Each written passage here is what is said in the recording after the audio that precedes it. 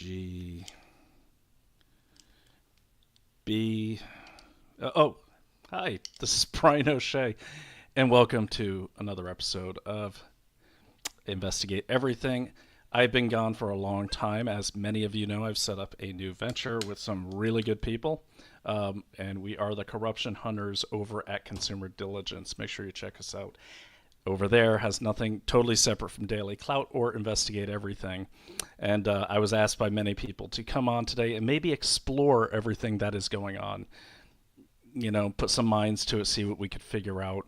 But let me start by saying this.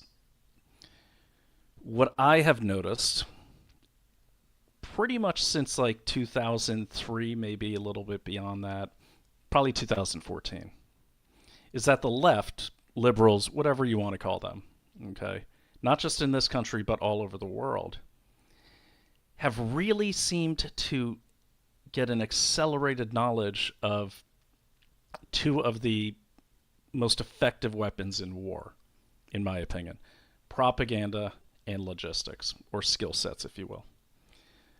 Propaganda is what I would say is the ability to spread lies, evil, or just manipulate whichever masses you want. And then, of course, logistics is the ability to get your provisions to where they need to be to keep your army moving forward. So what is the left's army?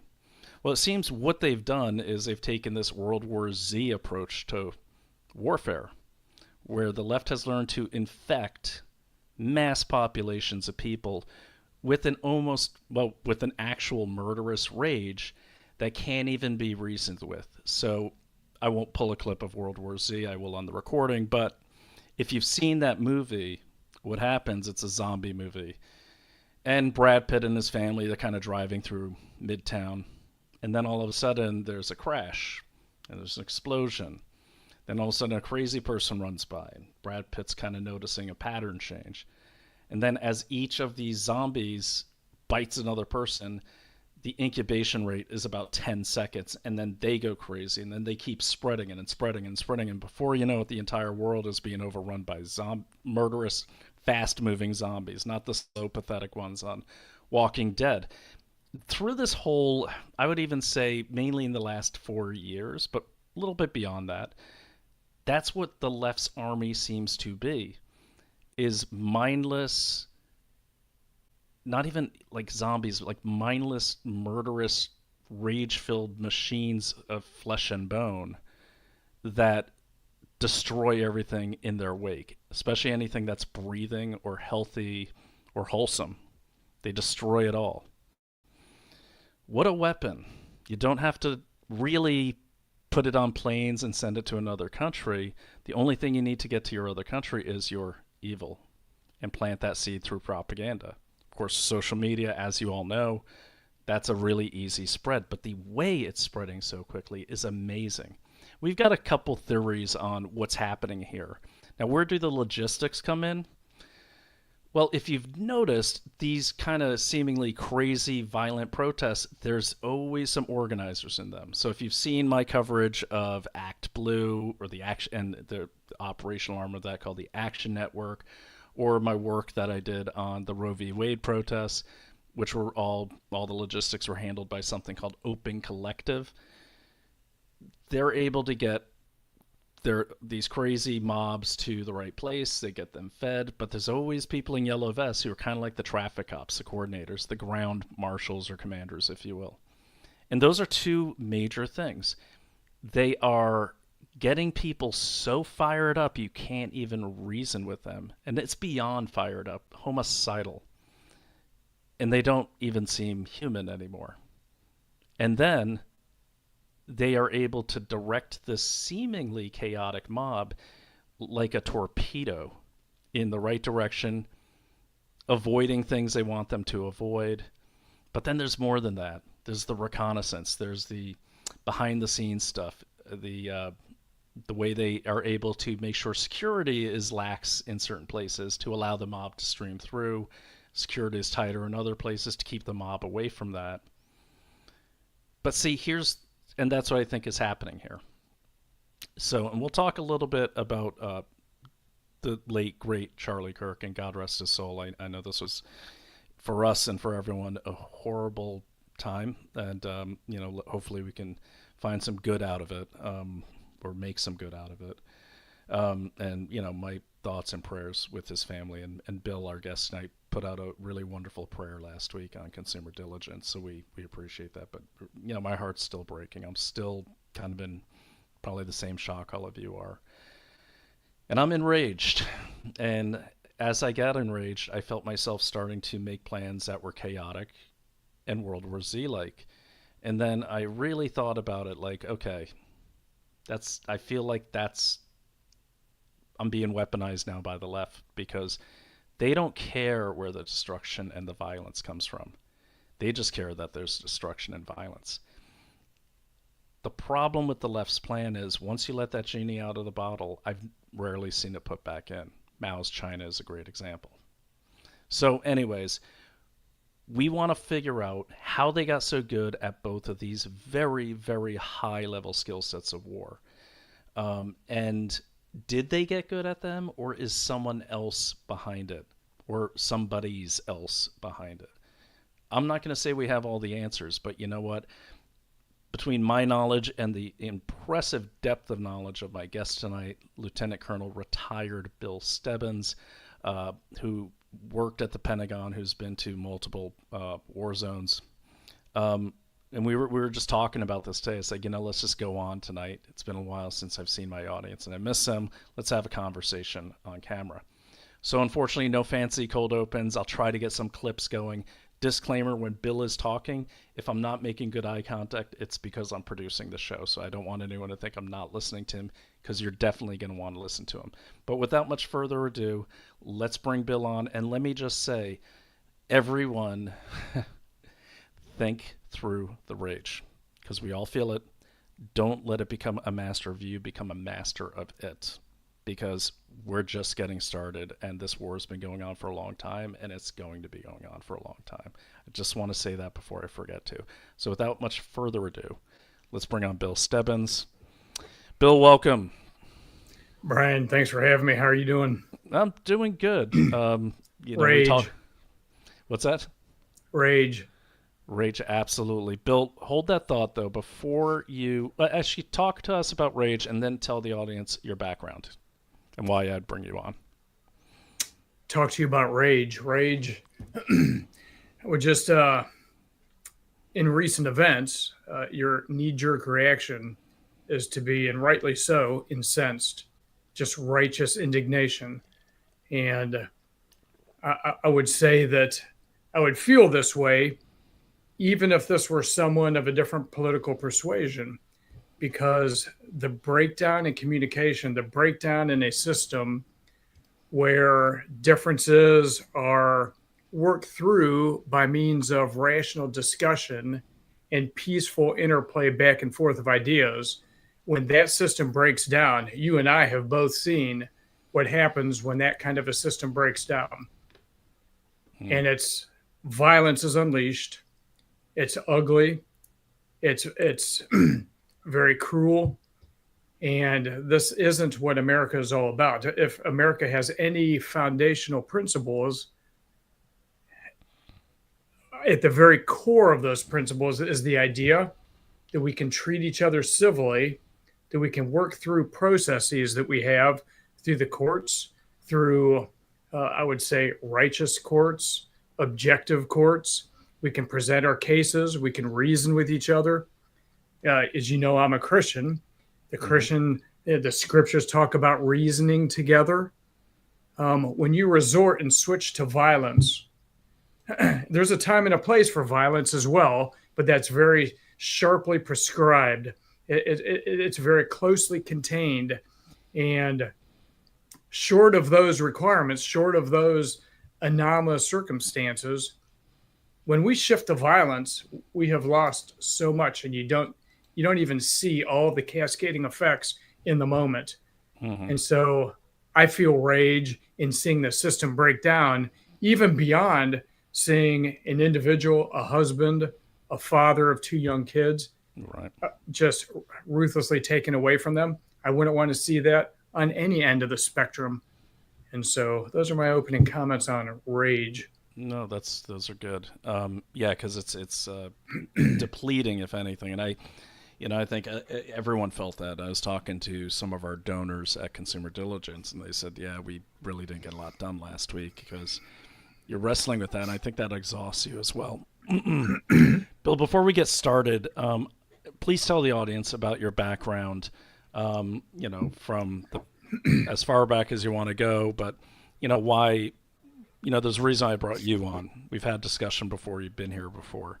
But when we were talking today, your knowledge and depth of not only battle plans, but actually being in battle, and then going into the civilian world and maybe superimposing some of your knowledge onto the way you're helping me with an organization currently, and really why you're here. So tell the audience a little bit about yourself. And while you're doing that, I'll be pulling up some slides.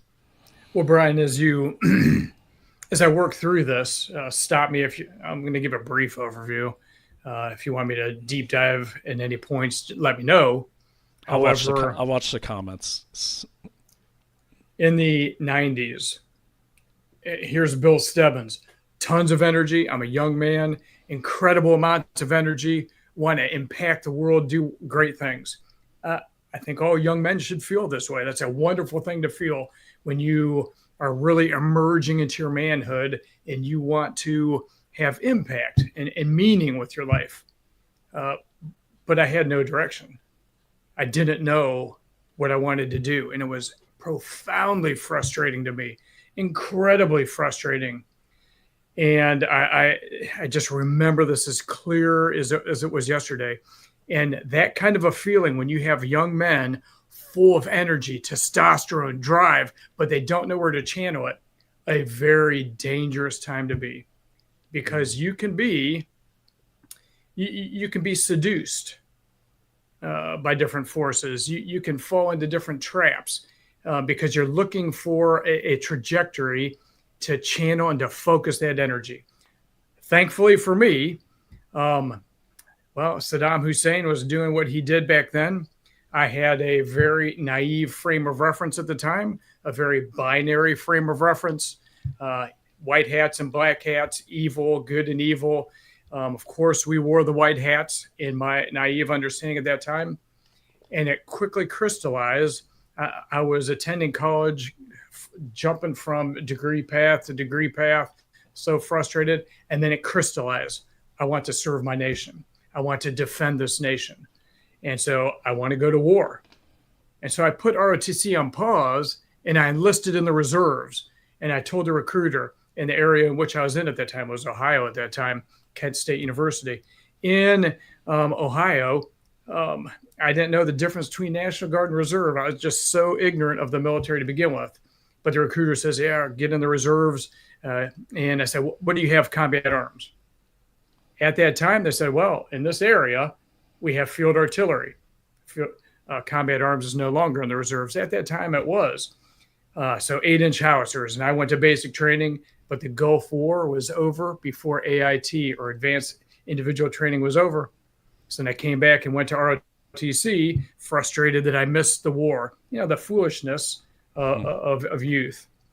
I got my wish. I was commissioned an armor lieutenant, so it's M1 Abrams tanks, platoon leader, scout platoon leader in Humvees then afterwards, company XO, company commander, on and on until about the mid-grade of my career, where I went to the Command and General Staff College for approximately a year, then a follow-on school.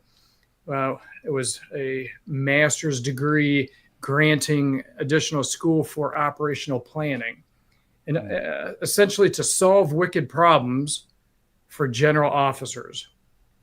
And my first assignment right out of that school, and we studied diverse subjects like architecture, philosophy, theology, politics, looking at how different systems and different disciplines approached problem sets, thinking outside of the box, looking at different mental models. Theology of the enemy, or in general? No, theology. And when I say theology, you were put into different seminars of about 16 students.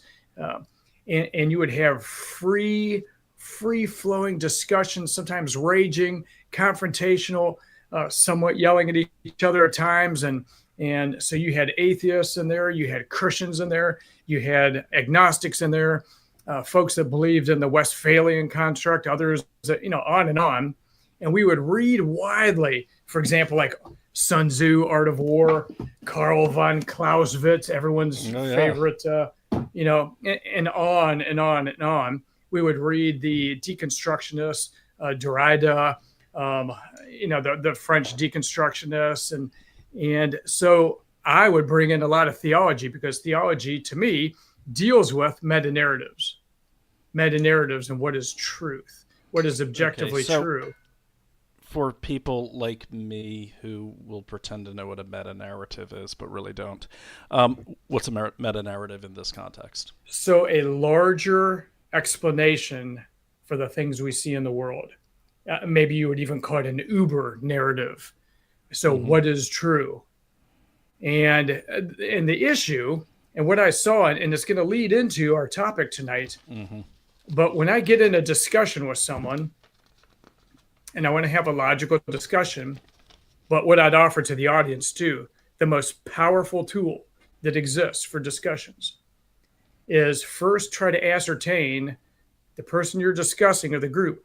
What are their meta-narratives? What are their bedrock assumptions from which they're approaching this? Because if you do not address those to begin with, don't worry about all the downstream little issues they bring up.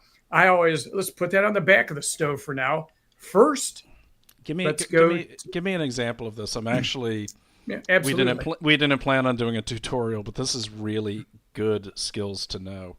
Give us an example of like a meta-narrative and ignoring the downstream issues. Absolutely. So here I am, my first assignment after this planning kind of problem-solving school. My first assignment is an operational planner for Lieutenant General, that means 3-star General, Ray Odierno, who was the commander of all forces in Iraq. He was just directly under General Petraeus.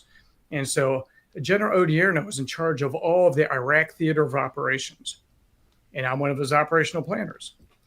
And immediately, the biggest Uber meta-narrative, or one of the foundational meta-narratives, would be, and I'll give you a simplistic view of it, and then I'll add a little bit of meat to that skeleton as we approach Halloween. Is man basically evil, or is man basically good intrinsically? Okay, that's a meta-narrative. Where you fall on that affects your operational planning, believe it or not. How does it affect your operational planning? Okay, well let me tease this out a little bit more. If you start from that meta-narrative, there are permutations of this and downstream necessary arguments you need to have. For example, we're in Iraq at the time. The surge is occurring because violence is off the charts. Violence is going crazy in Iraq. What do we do with the sectarian violence, yada, yada, yada? If you believe that man is basically good, then you're likely to also believe in, for example, strongly embrace something called Maslow's hierarchy of needs. That's going to be very likely a logical manifestation of that as you peel the onion back and see where that goes. So then you might arrive at and desire a strategy where if we give Iraqis regular trash pickup, flush toilets, electricity that they can count on, all the kind of services, etc., then, and you've heard this saying before, that inside every Iraqi is an American dying to get out because they just want the kind of life that we have. And the sectarian violence could be quelled very quickly if we just provide these things that all human beings want. Because basically, see, I would hear this a lot too, is that, look, Iraqis love their children too. They just want peace, just like you and I.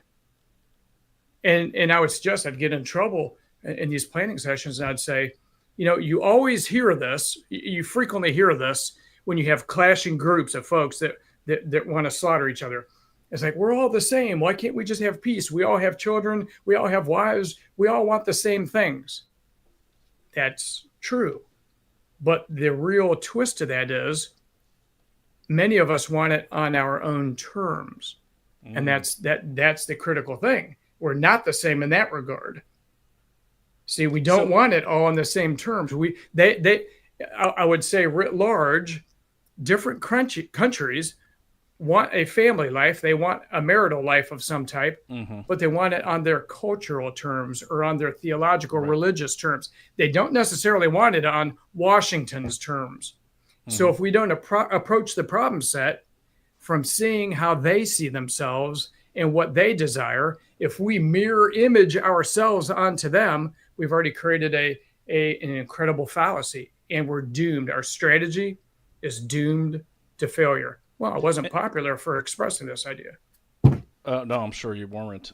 Actually, most of my guests have been kicked out of a job or two for expressing the truth, especially in the Department of Defense now, the Department of War. So let me ask you this: that actually, if I could just bookmark that for a second, it brought up a question. I've been writing down questions while you were talking. And by the way, what a gift for me to be friends with Bill. I get to talk to him every day. It's like a daily PhD.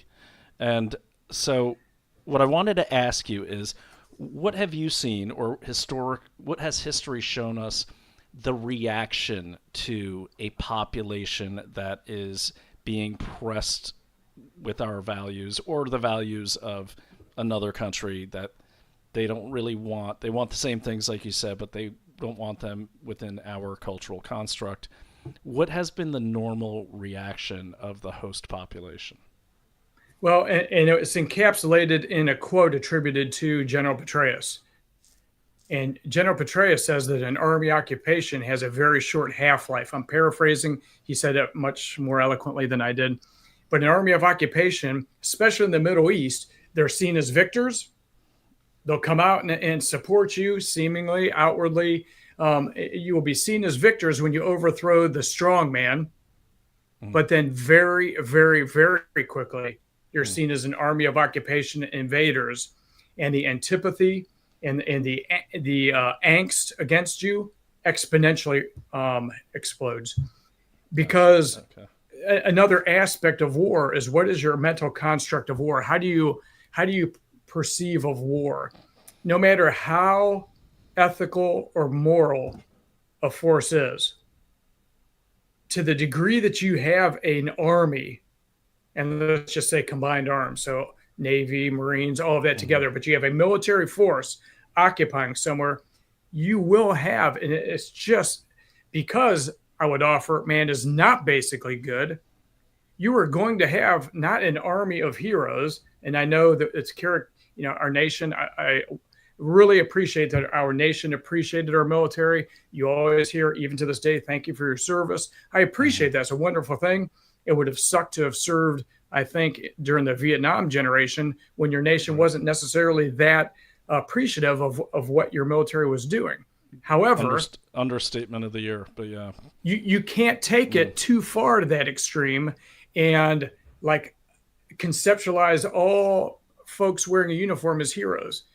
There were incredible thugs, criminals, mental criminals, immoral people wearing the uniform. And when you give young men in their 20s, 18, 19, and it doesn't matter, but you give young men who have a lot of energy, don't have a lot of miles on their saddle, and haven't really wrestled with life and death and the meaning of life and what do I stand for and what's my red lines as far as behavior goes, and understand that, then when you're in the pressure cooker, survival takes over, you think, because this is how you operate in your mind and your mental construct, and your ability to perform evil, even though you woke up that morning and didn't necessarily make a decision to do so, yet you then were in the pressure cooker and you didn't have a strong, galvanized moral backbone to know ahead of time and have thought it through to say, no, I will not do X, Y, and Z. So then when you're stuck in it, you refuse that and you say, this is wrong. And Right. so much of the PTSD that we have are folks that were thrust, young men and women, thrust into this situation that did not have the moral understanding preemptively before, when things were calm, having thought that through, and then they did things for which later, when it's quiet again, those demons haunt them. Okay, so let me shift gears on you here and tell me what you just said. I know, I served, as you know. Actually, we've been almost at the same time. You were 90, I Yep. was 92. So, as you're talking, I'm thinking about, let's just say, for the lack of the millions terms, the left. Okay, so as you're talking about young men and women being thrust into something, and you could almost see that happened in 2020, where everyone's aware of protests. Everyone went to protests. Protests were like a daily thing in D.C. where I lived, and they were always we used to jokingly call them "Bring Your Own Sign Day" because it'd be a march for abortion, and then there's always a speckling of free Palestine and all that. That goes back decades. But the I would say the tone and the intensity seemed a lot different in 2020, starting with BLM. Okay. And when I saw all of a sudden, like, it was like young men and women from the left being lured in and shoved in and going of their own volition into these protests that I don't think, not excusing anyone, people are adults, whatever, but what I am saying is, I don't think they realized that these are not your dad's protests anymore. Like, that's a different kind of protest. It was a violent riot. It was almost like they were thrust into an insurgent force. And the ones that stayed, I would even argue that found themselves doing things they wouldn't have done prior to going. And that continues today. And now it's almost hit this next generation, reinforced by an infrastructure that seems to be static in terms of the propaganda and the logistics. Would you say that same model applies to what we've seen on the left with a variety of protests? And it doesn't matter the cause. The cause has nothing to do with these protests because they're all organized by the same people. Have you seen the same thing I'm seeing? Is that making sense? I think you've nailed it, just like a precision jackhammer. You've nailed that precisely, because what you don't see is the foot soldiers of these kind of protests. You don't see 50-year-old folks, and predominantly, you don't see 60-year-old folks, 40. Well, you see those on the news because the news wants Right. us to think it's a gentle thing. But yeah, But the folks throwing the Molotov cocktails, the folks smashing in windows, these are younger folks. And I would agree with you. It's the same idea, and I think it's intentional. It's grabbing these young folks with tons of energy, but they're profoundly frustrated. They don't have moral anchors to anchor them into limits on what they would do to express their frustration. And so they know how to resource, organize that frustration, channel that frustration, exploit and use that. So in a way, they are victims of folks who are enabling the degree of destruction and chaos that they at their hands. On the other hand, you have responsibility in your life, even when you're young. I would offer, and don't hate me, this is just my opinion. Even when you're young, even when I had incredible amounts of energy, but was frustrated as anything, was looking for a cause, I still knew what right and wrong was. I still had a conscience, and so that aided and abetted and that assisted. So I think, in a way, isn't this what Charlie Kirk was trying to do? Trying Absolutely. to engage that very demographic who are so frustrated, and he was approaching them as, you're not my enemy. And I think that he had this prescience, you're not my enemy, but you're being preyed upon. You're being victimized by very evil forces that are taking these feelings that you have. But Charlie's trying to show them how the mental model you're operating through and by means of this mental model, it's a invalid mental model. It's Mm. not doing you any good. Let's recast that and re-engage up here instead of the passions. Let's have the mind superintend the passions. You don't let Mm-hmm. the emotions go out of control and perform cognitive override. And I think this is what he was trying to do, is reach them to help redirect them. Well, and I also think at a more basic level, whether it was in his intention or not, he was giving them a place to channel that battle instinct. So think about it. Public speaking and going up in front of Charlie Kirk, I'm sure if you're a left wing student, that can't be easy, and that takes a lot of bravery to take that mic, in my opinion. Um, that in itself is kind of like being exposed to a very meaningful form of combat to channel some of that energy in a more positive direction. So you see what I mean? It's kind of like you could go out on the street and beat the hell out of someone, okay, to get it out of your system. Tank Abbott of the one of the early Okay. UFC guys, probably Early, yeah. not a model citizen. I liked him, but he was Tank Abbott. But he once said, they said, well, what are you gonna do? He'd lost the fight, but he was a powerful guy. And they said, what are you gonna do? He goes, I don't know, man. Go get drunk or go beat someone up. Depends what happens Yeah. first. And we used to jokingly say in the army, well, we're gonna go out and either we're gonna go out, we're gonna get drunk, we're gonna get laid, and we're gonna get into a fight. Hopefully, not in that order. And so, because as a young man, and you hit on this, it's like there's that need to be part of something. That's the reason I joined Right. the military as well. I didn't join for the college money. I actually had a scholarship to a good college. I just was in Maine. I was bored.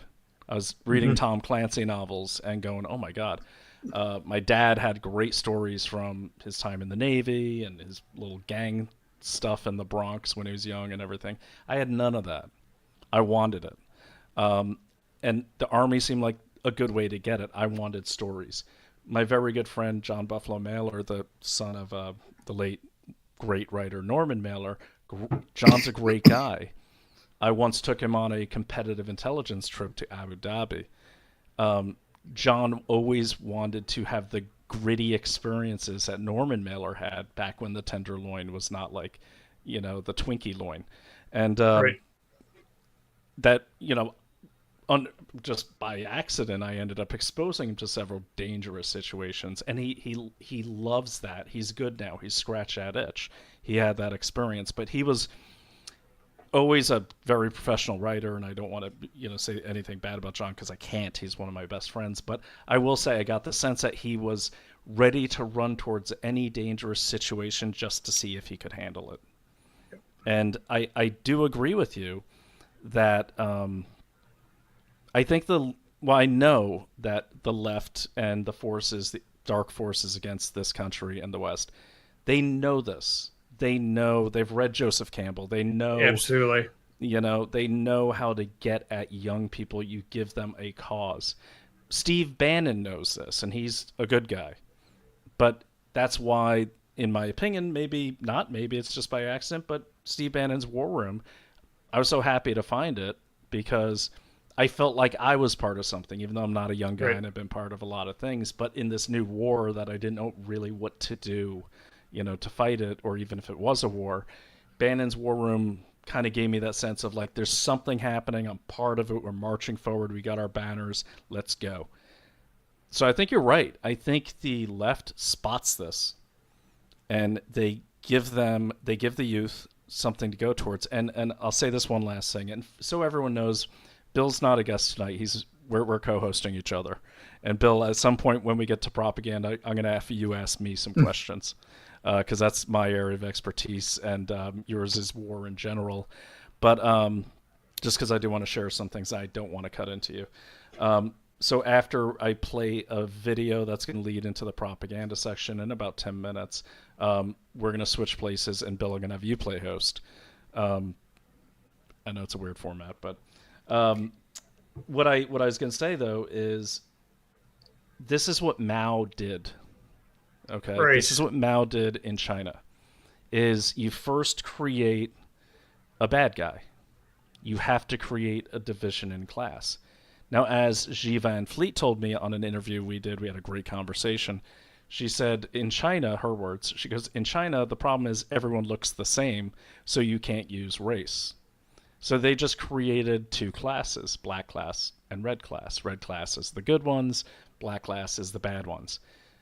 Ironically, historically, ironically, the black class were, in the Chinese words, the rightists, the nationalists, the populists. They were the ones who were called counter revolutionaries. Hmm. They were also business owners, they were also intellectuals. They became black class. Mao didn't have a lot of he tried homeowners first and business owners first. China was pretty poor, so it kind of ran out of targets pretty quickly. So then he went to the class thing, but then he also ran out of targets because they were killing so many of them. So then he made it hereditary. And the reason I wanted to have this conversation with you tonight, among many other things, is to let people see the logistics of what the left does, and we'll get into the details of that, but also the propaganda and the way it's evolving on the left and the way they've really mastered it, where I can see them. I honestly think they're following a Mao model enhanced by the knowledge they inherited at some of our intelligence agencies when they took over our government in the last decade and a half. And I would even say that you really see things firing up and spinning up after the Smith-Munn Modernization Act, but all around 2014. That's when that seems like the launching point of this war. So, anyways, you were saying about the youth, and yes, I would totally agree with you on that, and I still think they're doing it. I think they've kind of scrambled their message a bit, so it's not as strong.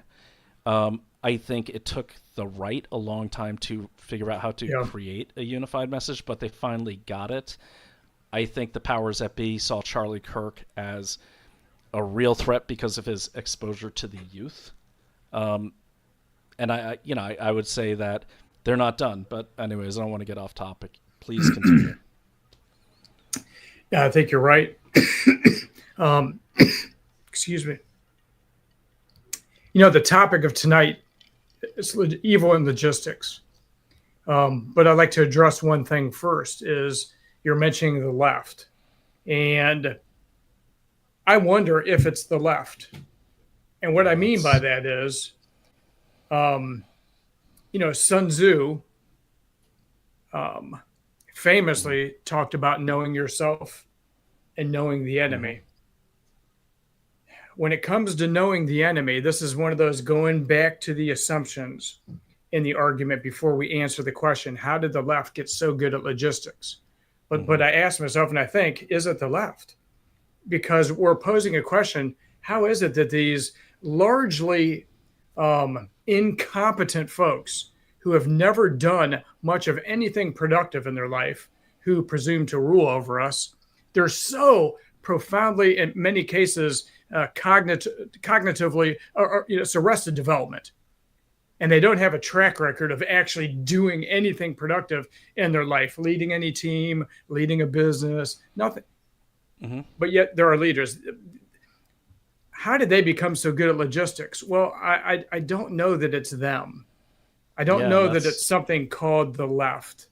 right. Um, I mean, not being funny, but we correct. right we can't assess the strengths, the capabilities, the strengths until we know who they are. And Yeah. I think the left and the right, I think that's too binary. We have this Yep. factory setting, I think, an internal factory setting that we like to simplify things, which is Mm-hmm. logical when you have complex topics, Yeah. complex issues with so many layers and details and granularity. We I want to see use where you're cognitive, steering. I see where you're steering this. I know we exactly want to where you're use taking this. Yep. cognitive, yeah, cognitive shorthand. We want to use Right. labels, which is natural. There's nothing Mm-hmm. wrong with that as long as the footnote, the caveat, okay, you're using a stereotype or you're using a Mm-hmm. clarifying mental model. But as long as you understand that the reality is Right. far more complex and don't oversimplify it. Mm-hmm. So I think part of the problem is, and it falls right into the enemy's, they really appreciate that we do this because they're more than the left. And so if we fall in for that binary construct, Mm-hmm. we're playing right into their hands. I think it's more than a left-right issue. And I think we see so much evidence that folks who we would categorize as being in the right camp, yet work cattywampus, diametrically opposed to things that we would constitutionally want Mm-hmm. to see. And so I don't think it's the left. I think the reason why the enemy is so good at logistics, imagine if the enemy actually were titans of business.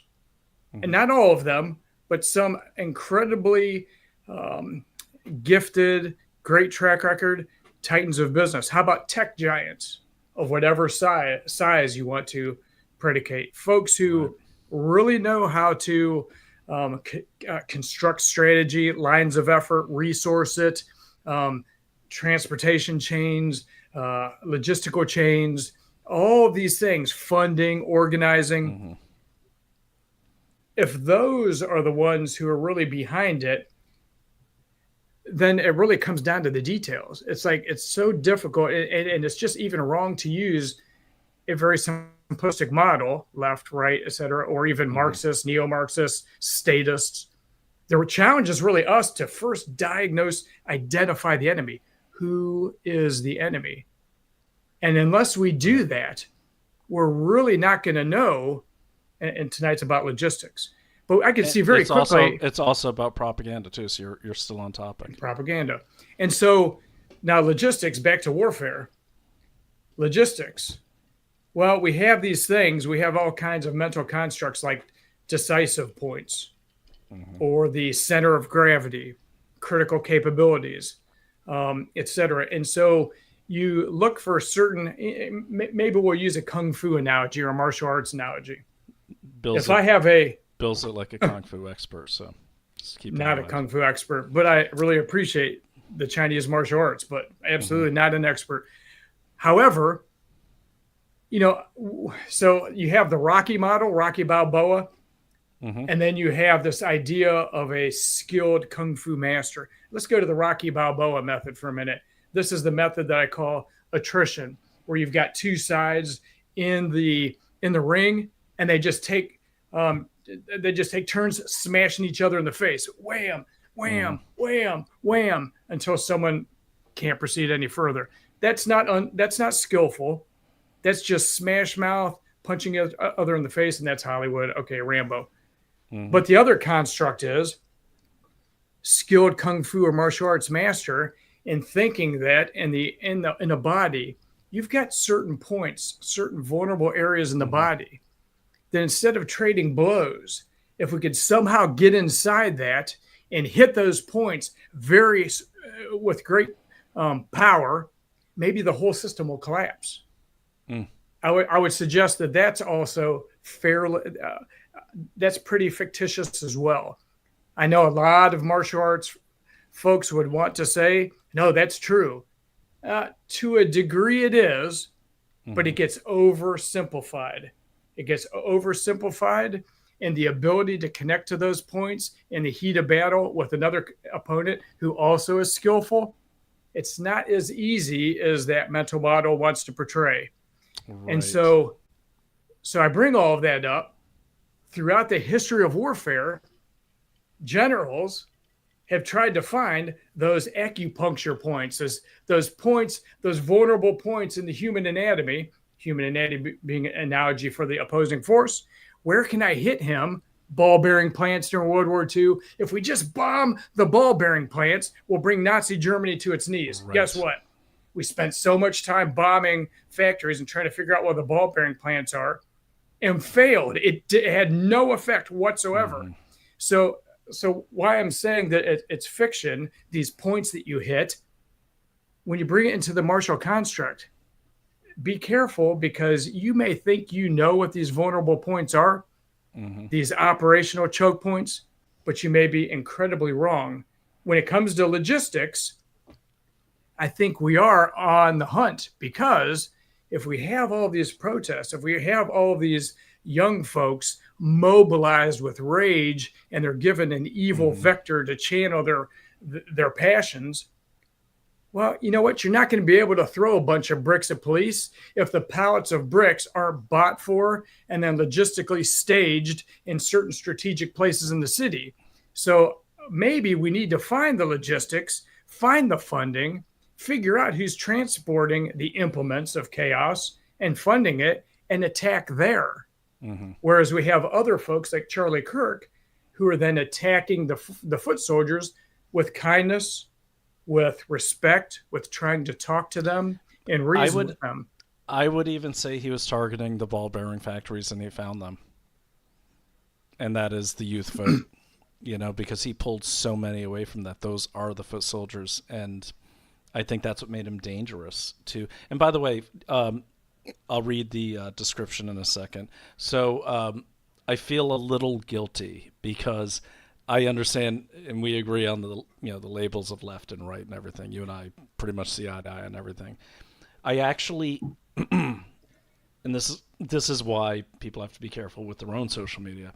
I actually named it the left because I knew, and I know from experience, and it's not a reflection on the audience or anyone, it's a reflection on character limits and algorithms.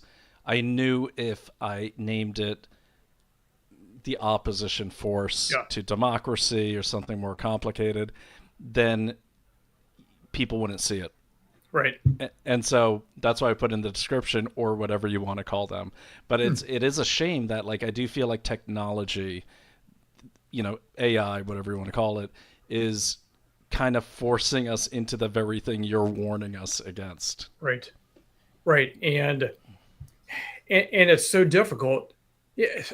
So often these complex issues, whether it's theological, whether it's military, whether it's politics, dealing with Iraq. Well, what would you do in Iraq? Everything's quite often the most pressing issues of life.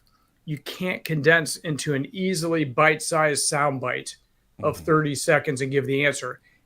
These things are very difficult, and because there's so much complexity and granularity, it takes a lot of effort to explain the salient details.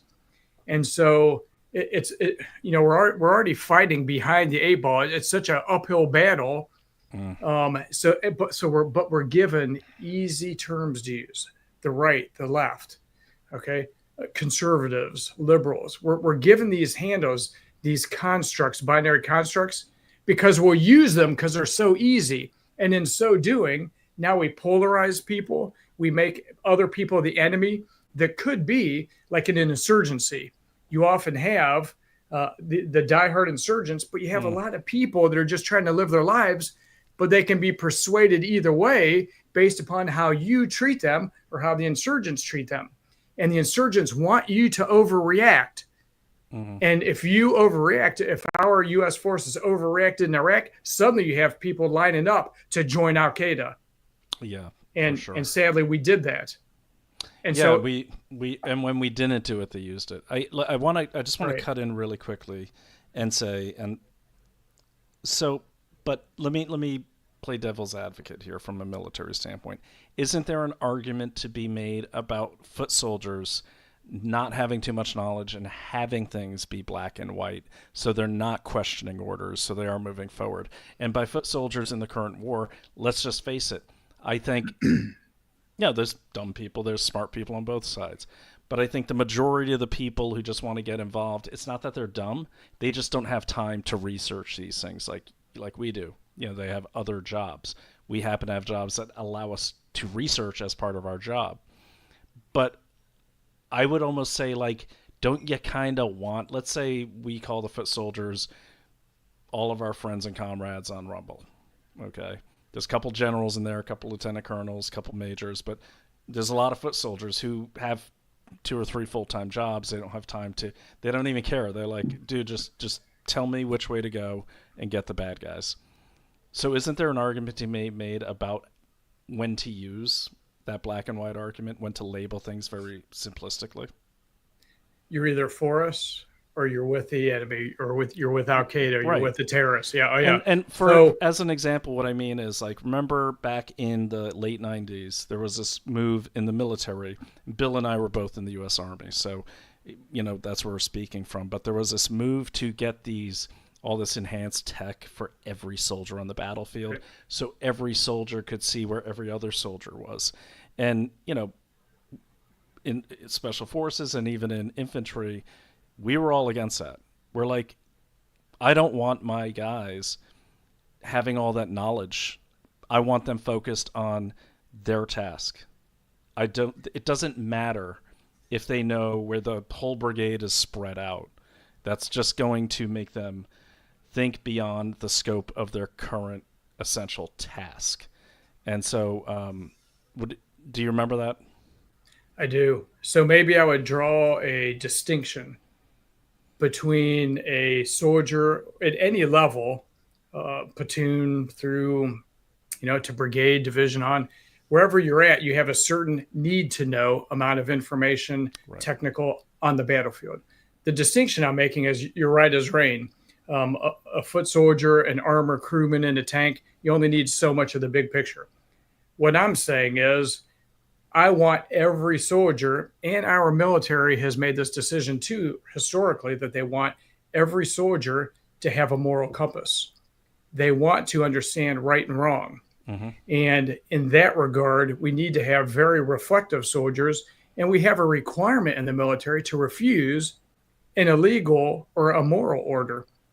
And so that's an important thing. So when you have enemy captives and they've already surrendered and they're in your care, and let's say you had a commander says, all right, be done with them. Mm-hmm. No, a soldier isn't to say, well, it's not for me to question and let's go ahead. No.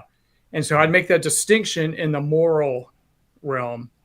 And so that's where I'd make that distinction. And so I think that in an ideal world, every young man and woman would live in a family where the mother and father take it as a very important responsibility to raise their children with an understanding of right and wrong, and to help them to understand that.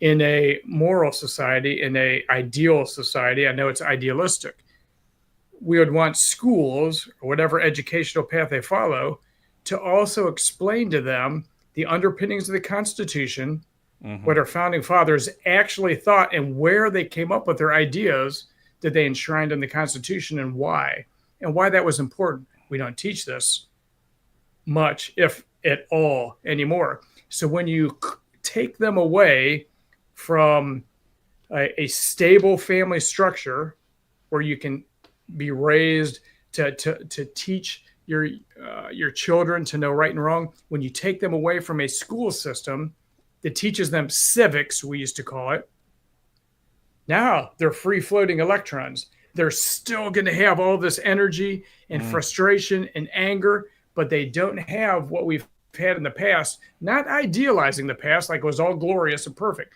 It never was perfect, but it was not the same. It isn't that everything is the same. It was more stable in the past and more anchored to our colonial and constitutional roots. I would even say biblical roots. Not everyone's a Christian, but a lot of folks have cast away any kind of participation with the synagogue or the church or et cetera. Yeah, I think that's a good point. And, it also, it pretty much makes everyone targets. If they're trying that, even if they're single parents. And look, I have to say this. A lot of people hate me for saying this, but look, I've lived a life where I've been amongst many different groups of people, many different classes, post-military and even in the military. Because what a lot of people, and you've probably been frustrated at this when you got out, what a lot of people don't realize about the military is that within the military there's different cultures. We're not all just the same. Like the military intelligence culture is far different than the infantry culture. For example, I had some infantry guys over to my barracks. They were doing a detail for me, and they were looking around in wonderment because we had women in our barracks. we had Wiccans in Defense Language Institute having Wiccan weddings in uniform. It's a totally, and then Fort Sam Houston, you're going to have different culture in the medical field. The point of that, though, is, what I was going to say is it seems that both sides of the current war, and I'll get to the comments in a second because people are like, war, what war? But it seems like that is a very dangerous thing for our enemies, whomever they are, to deal with. Like this movement of going back to the nuclear family, this movement of whether it's, even if it's, look, my thing is this, and what I was saying about the different groups and everything, I have a lot. I hate to sound like one of those people, but I was living in the West Village for like 5 years when I met Naomi. We have a lot of friends that are same sex that have kids that they adopted, and those kids are great. Those kids are very healthy, and they have a very healthy home, for the most part, and they're very well balanced kids because someone cares about them. They're not left in an orphanage or not put in abusive foster cares. I'm not saying that's the case with everything, but what I am saying is, and what I'm getting at is, both sides have figured out a way to get them to look at the other side as all one thing. Right. And I think that's inherently dangerous, not during war, because, look, you don't have time to differentiate between the good Viet Cong and the bad Viet Cong. Okay, right. I get that. But what I am saying is, having that knowledge going in will help you turn off that switch when the war is over, because that is so important. And I'm saying this too, like, I will hear people say things, the current argument right now with Israelis, right? And we won't go too deep into that, but you know what I'm talking about. Like, it seems like, and I put out a tweet last night, like, why is it since October 7th that everyone blames the Jews on everything? Because it's easy. Because it's mentally lazy, I think. But it's also, it's bad investigations. What other suspects are you looking at? Or, like, look at the Mangione thing, okay? Someone said he's a lefty. You know why? And I track this in closely. He's the guy that is, the only suspect in the killing of Brian Thompson. Someone said early on in that, look where he went to an Ivy League school. He must be a lefty. And that was it. And then peoplesaction.org got involved. They're the universal healthcare violent activists. They're the ones that started all these pro-Luigi campaigns. Luigi Mangione himself, I don't know him. I don't, know who he is as a person. I don't know if he's good or bad. What I do know is that I've never heard him say take down United Healthcare or even utter the words United Healthcare or healthcare. That was all stuff that was applied to him. But the point is, like, there's this tendency when rage builds to really simplify things. And I think maybe because it's, I don't know, I'm not a brain guy, but maybe it's because there's only so much brain capacity with all that rage flooding in, where you have to make things black and white. And I want to make this point. I've gone way off topic, but I got called onto a podcast my wife was on earlier, and this guy in Australia, he was asking me, he said, do you think the threat against influencers is higher? And I'm like, of course it is. And I said, and right now, conservative media is making a big mistake. They're making it more dangerous. I'm not blaming the victim. What I am saying is this, and I hadn't thought about this till today. What I've heard across the board are people saying, without even knowing really, let's be honest, we don't really know who the assassin is at this point. Absolutely not. Yeah. So you've heard all of these big influencers, Posobiec, I hate to say it, but Steve Bannon, who I adore. I've met him. I won't say we're friends, but I really like him. He seems to like me. Him and my wife are friends. But they're all like saying the same narrative of, well, this goes back to Luigi Mangione. That's where it starts. And, this is just a long line of assassins, blah, blah, blah. And I'm like, you know why that is dangerous? Because if you leave this assassination as a separate case, which I, as an investigator, would look at this only as that case, not as I'm not going to look for conspiracies. I'm going to look at facts. But by coupling this assassination with that assassination, let's face it, or that execution, whatever you want to call it. So by coupling United Healthcare case with the Charlie Kirk case, you are going to encourage more people to become assassins. And let me tell you why. Because this kid in Utah, no one seems to really give a care about him. No one's interested. Luigi Mangione has an army of hot millennial girls, my daughter's words, who just are everywhere he goes. They adore him, because he's a handsome guy. He's, I don't, pretty sure he's playing for the other team, but who cares? They love him. He's their Adonis, and he was an instant celebrity because of his being accused of killing Brian Thompson. So now what you're doing by coupling these two things, the way people's minds work, they're going to be thinking, I could be an assassin with tons of girls looking at me. They're not going to differentiate between this assassin or this assassin, because by lumping this in with like the United Healthcare case where Luigi Mangione became a celebrity, you're going to see a lot of these people disaffected saying, yeah, I want to be like Luigi. They're not going to be thinking, I want to be like that assassin. They're going to be like, I want to be an assassin.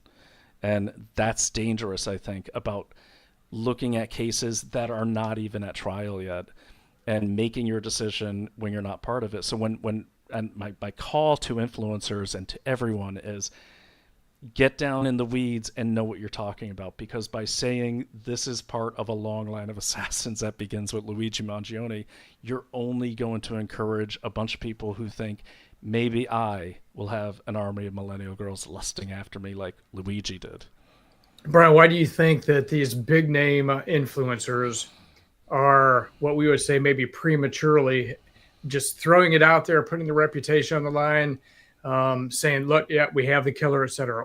Why are they doing that? Not just onesies and twosies, but so many of them who otherwise in the past have shown an incredible degree of sophistication and wanting to check things, etc. Why is that occurring now? Well, here it goes back to the Luigi Mangione case, and I'm going to say it. They became victims of the very propaganda they speak out against. Let's not forget who brought these charges. It was Alvin Bragg who brought these charges to Luigi Mangione. Okay? The moment that left-wing people started praising Luigi Mangione, who's the only thing he's ever said was not guilty, and I hope no one tries to hurt those McDonald's employees in Altoona that turned me in. And then whatever he yelled went right before his arraignment. So why? Because the moment, and this is a guess, but I'm guessing, the moment that conservatives assumed Luigi Mangione was not one of them, they didn't care to look into the details. Okay, so, and they let the narrative driven by the left carry them. Now there's other forces that be there. You also have the Pam Bondi issue. Okay. Now What's Merrick that Garland. issue? So Merrick Garland brought these charges. Okay. They brought federal charges that, if you read my investigation on Mangione, it's the worst case I've ever seen by a prosecution, by all the prosecutions, including the federal one. But then Pam Bondi inherited the case, obviously. And out of the blue, right, in April 2nd, I think, she says she doubles down on the death penalty for Luigi Mangione. Okay. And she says in the statement, I forgot the actual words, so I'm going to paraphrase. She basically said, for the killing of Brian Thompson. Now, Bill, you're not a lawyer, but what's wrong with that statement from the highest AG in the land? For the murder of Brian Thompson. You're already presuming, you're already determining before the case, even before it goes to court, there's no presumption of innocence. Pronouncing, right. You've made your judgment. It taints the whole case, right? So, and I know we're shifting gears here, but I'm glad you brought it up. And it's one of those things, too, where if you've seen my work on this, I know my audience has, none of the stuff I source is Rumble or YouTube or the New York Times or the New York Post. I'm looking at the primary documents that I can find from court documents. And the thing is, so I think that kind of galvanized, that kind of, for MAGA, I think the fact that the AG is saying it, okay, okay, and she said it before Epstein Gate when she had some gravitas. Um, but what no one asked was, why is she saying this? Why is she coming out and making this announcement? Right? It seemed like it was out of the blue. Okay, well, I'll tell you why. Because the day before that, Tom Dickey, the lawyer in Altoona, one of the best defense lawyers in the country, had just filed a motion for relief to have all the evidence taken at the arrests thrown out because he makes a good argument. It was an illegal arrest. You got a paying customer sitting down eating his hash brown, and they come in not with a couple of cops. They come in with cops, feds, and a whole armada. Like they knew that guy was there, and so he said, but the way they never told him he was free to leave. They never gave him the sense that they didn't read his Miranda rights before they started questioning him. That's just an amateur hour mistake. But all these things, and in any normal case, he'd be right. He'd get that stuff thrown out. Also, the manifesto, Luigi Mangione didn't name it a manifesto. The cop that took in the evidence listed it as a manifesto. The only thing that makes something a manifesto is if I, the author, name it a manifesto. Okay. Right. Otherwise, it's just thoughts in a notebook. And if you've read the manifesto, it honestly reads like my poetry when I've drank too much. It makes no sense. It's very, very nebulous and ambiguous. But anyway, so why is the right doing that? Because now they're the thought, and I consider myself MAGA and a conservative, but the thing is, the thought, the thought process, what's the word I'm looking for? The path in the mind is already been cut to believe that Luigi Mangione is a liberal assassin hitman trying to make a point with violence. And I would even say with this current assassination, which has nothing to do with that one, okay, in my opinion, I find the engravings highly suspect because they automatically tie a pattern to the Mangione case. And let's not forget on the Mangione case when they said he engraved stuff in the bullets, they first said he wrote it with a Sharpie. And then they changed it to engraved. I'm not going to say think a Sharpie is a good technique for keeping your message on the cartridges? No, I'll tell you why. Because the minute I read that, I took my Glock. Okay. I know that's a loaded question, but I took my Glock and no pun intended. It's a loaded question. Very, hey, you hit I've got jokes. You hit that target dead center. So what ended up happening is I took my Glock and I took a Sharpie and I tried to write defend, protect, whatever.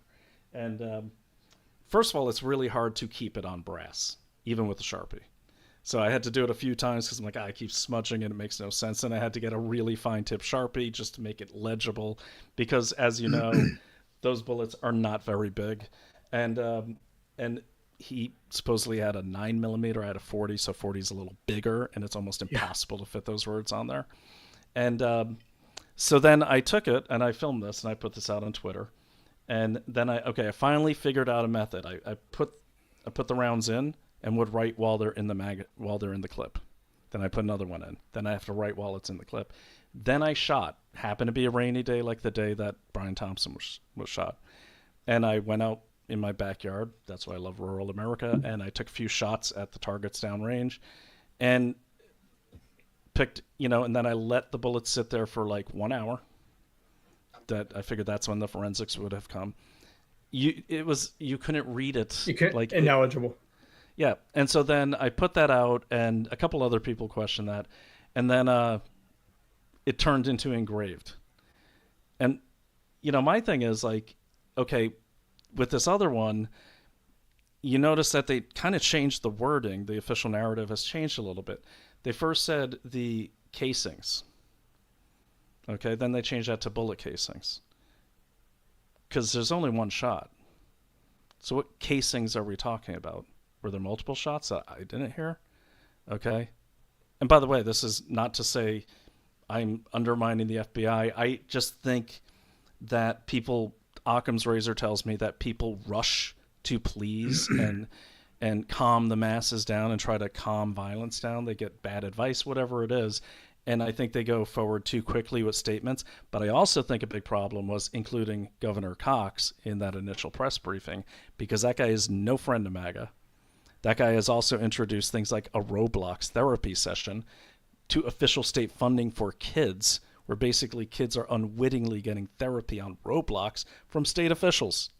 Okay? And that guy should be nowhere near that investigation. Okay? But, as far as Luigi Mangione thing, what keeps reinforcing it in people's minds is this: the protests. The protests. Like, did you see my tweet the other day? Like, I couldn't believe it. Like, I'm like, people think, because I said, hey, I know a lot of people want to get on this train, blah, blah, blah. I'm not saying Luigi's innocent or guilty. I'm an investigator. It's an open case. So let's not go down that road, because there's always a possibility innocent people will get rolled up in this. We don't know if this guy's innocent or guilty. Ain't looking good for the prosecution, in my opinion. They lost a pretty major thing the other day, per my prediction. But the response I got from a guy, is a nice guy, and he usually has very thoughtful posts. He said, wait a minute, have you seen the left's GoFundMe for Mangione? That tells you all you need to know. And is it a massive war chest for him? Well, it doesn't matter. He's saying the fact that the left has rallied behind this guy, that tells you all you need to know. That would be like the left saying when Trump was, under the same prosecutor, Alvin Bragg. That'd be like the left making the argument saying, oh my God, look, they're all donating money to Donald Trump's political campaign and his defense fund. He must be guilty. He's guilty. Yeah, for sure. So that's what more proof do you need? And so now I think it's become a thing where, like, somewhere there's a talking point for the influencers that get paid to, they've been told Mangione's guilty. Okay. I will say this, I'm not saying anything, just putting out a fact, like we do at our other enterprise. But I will say this, timing of Bondi's statement, but also Ballard Partners, their biggest client, happens to be United Healthcare. Okay. It's always been my theory that this guy was taken out by the other two CEOs, or all three of them were co-defendants in an insider trading case. Brian Thompson made $14.9 million on that insider trading case. The other guys made north of $118 million. The morning of the shooting, Brian Thompson was walking past the Hilton, not into it. Okay? And he did have a briefcase. He didn't have any. He had his suit. He's also coming from a different hotel. He didn't stay at the Hilton. The shooter had a 6-minute window, according to the federal complaint, to be there at the right time. I was talking to my friend Bill Machesky, a famous detective from New York, glad to know him. And I said, Bill, you've done a lot of surveillance. I've done a lot of surveillance. What's the shortest amount of time you were able to get on a subject for surveillance, be at the right place at the right time? He said, never. He said, in 50 years of detective work, usually, he goes, I don't know, I had to wait. He goes, the shortest amount of time I had to wait for 4 to 6 hours to be in the right place at the right time.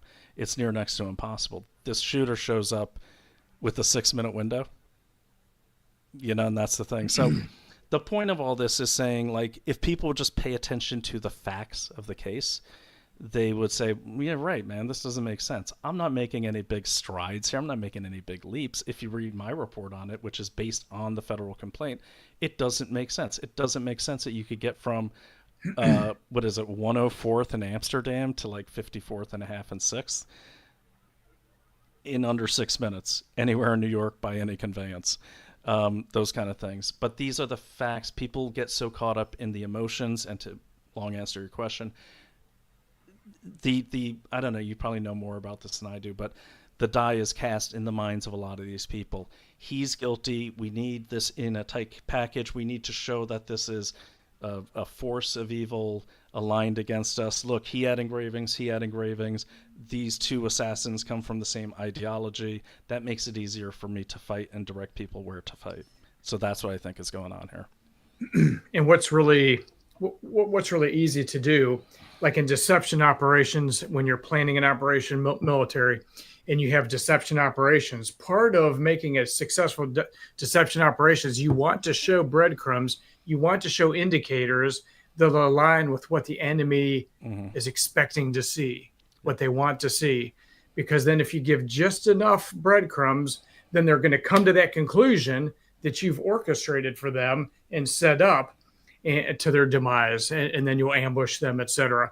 They'll fall for that. So when we're looking at all of these different scenarios, from Butler to this recent Charlie Kirk assassination, what I do is I look at it and I survey and I realize the first principle is first reports are always wrong. Mm. Generally, right in the aftermath of an incident, first reports are always wrong. And Bill, can I say the irony of what you're saying? Who's the major influencer who had a certain rule that was the exact same thing? Bongino. The Bongino rule. I have to say I didn't listen to him extensively. He said in the past. The first reports are wrong. Or basically said wait 48 hours before you start analyzing and thinking about it. So you have to wait, and then I take a look at who's saying what source is saying what facts over what timeline. Then you look and you see how it changes, because when the passions are very powerful, and there's passions with MAGA that they're fed up with how this nation's been run. They're pissed off. So they're already they have a predisposition to want to believe certain things. So if we put some etchings on a casing that aligns with what they want to be true or what they'd be more predisposed to believing, we're not looking for contrary pieces of evidence or logical discontinuities that would suggest that that's garbage. No, we're given things that we want to believe, and then that solidifies and that concrete gets hard in that brain. It's almost impossible to smash out of it. Right. And totally. And so it's so important to wait, see, and then assess and look at the landscape. What effect is it having? The things that they're telling us are the facts. What effects is that having? What kind of reactions is all of that so-called evidence having? And then who would profit from that kind of a reaction from this particular audience? Because that would help us then look at potential motives. It's not open and shut case, but it gives us some motives for digging deeper and kind of looking now, are there other entities involved in this that might have had a hand in curating this evidence for our consumption to use us in a certain way? And so, I don't know, especially in this day and age, what can you believe in this day and age? Well, and look, at the Bondi level, Occam's razor tells me it's another screw up. She never just owns it. She's doubled down on everything, like the Epstein files and everything. And, what the hell? Just put some etchings on it. They want a trans killer. We'll give them a trans killer, or maybe someone else is instructing her. I don't know. But like having worked with, many AGs and, you as well, many levels of government, I think Ben Shapiro, who I'm not necessarily a fan of, but he's got some great quotes. He said it best when he said, and you know this, you worked at the Pentagon, DC is a 50% Veep and 50% House of Cards. Absolutely. Yeah. Absolutely. So, Bill, can we take some comments? But first, I want to read, gotta, thank our sponsors, because that's how we have a show. So if you are with me, if you need to hop out for a second, I could, you could just kill your camera and hop back on. We're gonna wrap it up soon. It's getting late. But we have a new sponsor. It's called Up Wellness. And I was just reading this because I was just told this is the sponsor because I've been absent from Daily Clout for like a month, and people are very upset with me, and I apologize to my wife and my colleagues, but it's for the greater good. But if you're like me and you're getting to that age where your body just hurts all the time, listen up. This is true. Don't reach for another painkiller until you learn about the little-known turmeric hack for pain and inflammation. You've probably already heard about turmeric being used for inflammation, joint pain, but here's the thing. All turmeric is not created equal. Regular turmeric powder in your pantry might help a little, but a leading pain doctor from Connecticut discovered a special turmeric extract that is 200 times more powerful. I didn't know this. That's why I love this. I'm reading a script, but I learned so much from these things. And the hack basically is there's some peer-reviewed stuff here. So Dr. Josh, the guy behind it all, he's spent 20 years helping hundreds of thousands of American families break free from constant aches and stiffness. And look, man, you and I were almost the same age. Um, I think Ray Romano said it best. After 50, weird things start happening. You get a good night's sleep, you wake up in the morning, you got a sprained ankle. You're like, how the hell did that happen? But say goodbye to the expensive surgeries, pain injections, and ineffectiveness of over-the-counter medications, and say hello to pain-free living. I hope they sent us samples of this because I'm going to try it. And say hello to pain-free living. This is incredible stuff. Once I started taking it regularly, I really noticed a difference. But again, and this is what Naomi was telling me earlier. But I want everyone to, okay, Golden Revive. GoldenRevive.com/daily clout. GoldenRevive.com/daily clout. Now, Naomi actually has had some joint issues in her knees, which has caused a permanent limp lately. And I did notice on the streets of Brooklyn, where we're at currently, I said to her the other day, I said, I noticed you're not limping. Did you get new shoes? She's wearing flip-flops. No joint support there. And I know she's been taking this Golden Revive stuff for about a week. And I mean, she's been this is a problem which has kept her from driving. So to see her not limping for the first time in about 4 months, I don't know. I'm not a doctor. I can't say it's Golden Revive. I could say that's been the only change in her diet. I'll put all these links up there, and I'll send you a bottle too. It's turmeric, so it's all natural. I also trust turmeric, and I'll tell you why. Because in 2018, the same people that told us the vaccine works, The Guardian, Atlantic, CDC, they put out a hit piece on turmeric saying, it's a big hoax. Right there, I'm going to try it. Yeah. So. Absolutely. And then our other one is Native Path. Everyone knows about nativepath.com. I love Native Path. That is my Native Hydrate and my collagen. What a lot of people don't realize is that your body actually stops producing collagen at 28 years old. Okay, so collagen, think of it like the mortar of the body. Okay, this is going to fix those, kind of constantly rebuild those things that connect your joints and the padding. You can't regrow meniscus or ligaments, but it certainly anchors them better. It was explained to me by a sports doctor.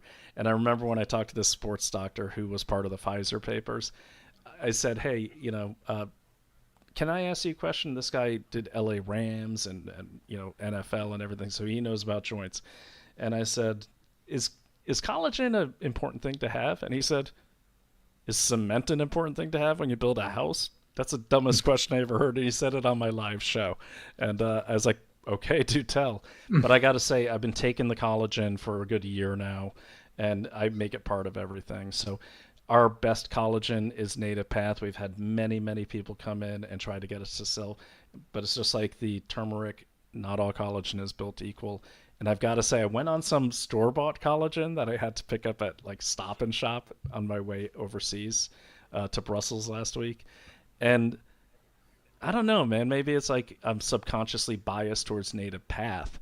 But I started looking, I'm like, I don't feel not achy like I did with Native Path. And I don't feel that good. Like Native Path, I always felt very good and, strong. And as soon as I got back, thank God, I found a jar of Native Path that I've hid from Naomi because she'll take my Native Path and use it all up. And I started doing it. I got to say, the Native Path stuff, maybe it's just a placebo effect, maybe not. But I can say, since I've started taking Native Path, it seems like it's almost halted the aging process. And I haven't had really any joint pain, except for, the knee that I heard in the military. But so I would say get our Native Path. Native Path, it's great stuff. They have a sleep collagen. And you want to go to nativepath.com/daily clout. You're going to get, sometimes they offer a 40% discount. So stock up. I know Cousin Ernie, who is on the chat, stocked up on all the Native Path stuff.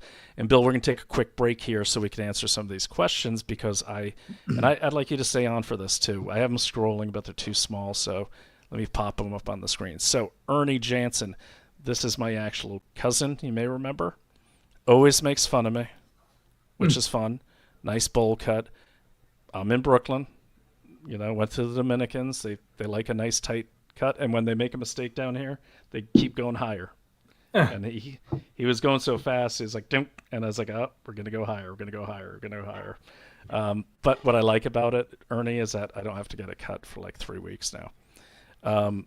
Bill, this nice comment from Mike first. Bill's the man lived and read. Very few like him. That's a beautiful compliment. Or maybe he means very few people like him. I mean, I have to wonder. Bill, you never, maybe you were always this sarcastic, but I noticed since you've been hanging out with our other crew over at our other project, last few days, man, it's the kind of humor we're liking. Bill is the man. One of my other colleagues said Bill is a good member of the team because he's got gravitas, and I agree. So he's a good leader. I would have probably loved to serve under you. And I didn't realize that gravitas is defined as gray hair and like no hair up top. So I thought it meant something else. Oh, I thought it meant something else. I think it does mean something else too. I think it has multiple meanings. I hope. Oh, I see. That's sarcasm. God, I need more sleep. Mike Verse says, to your point earlier, call to adventure is a powerful thing. You want to speak on that? No, I think that comment is exactly right, and that's just wording it a different way. That wanting a mission, wanting an adventure, wanting a trajectory to vent that energy that you have when you're young.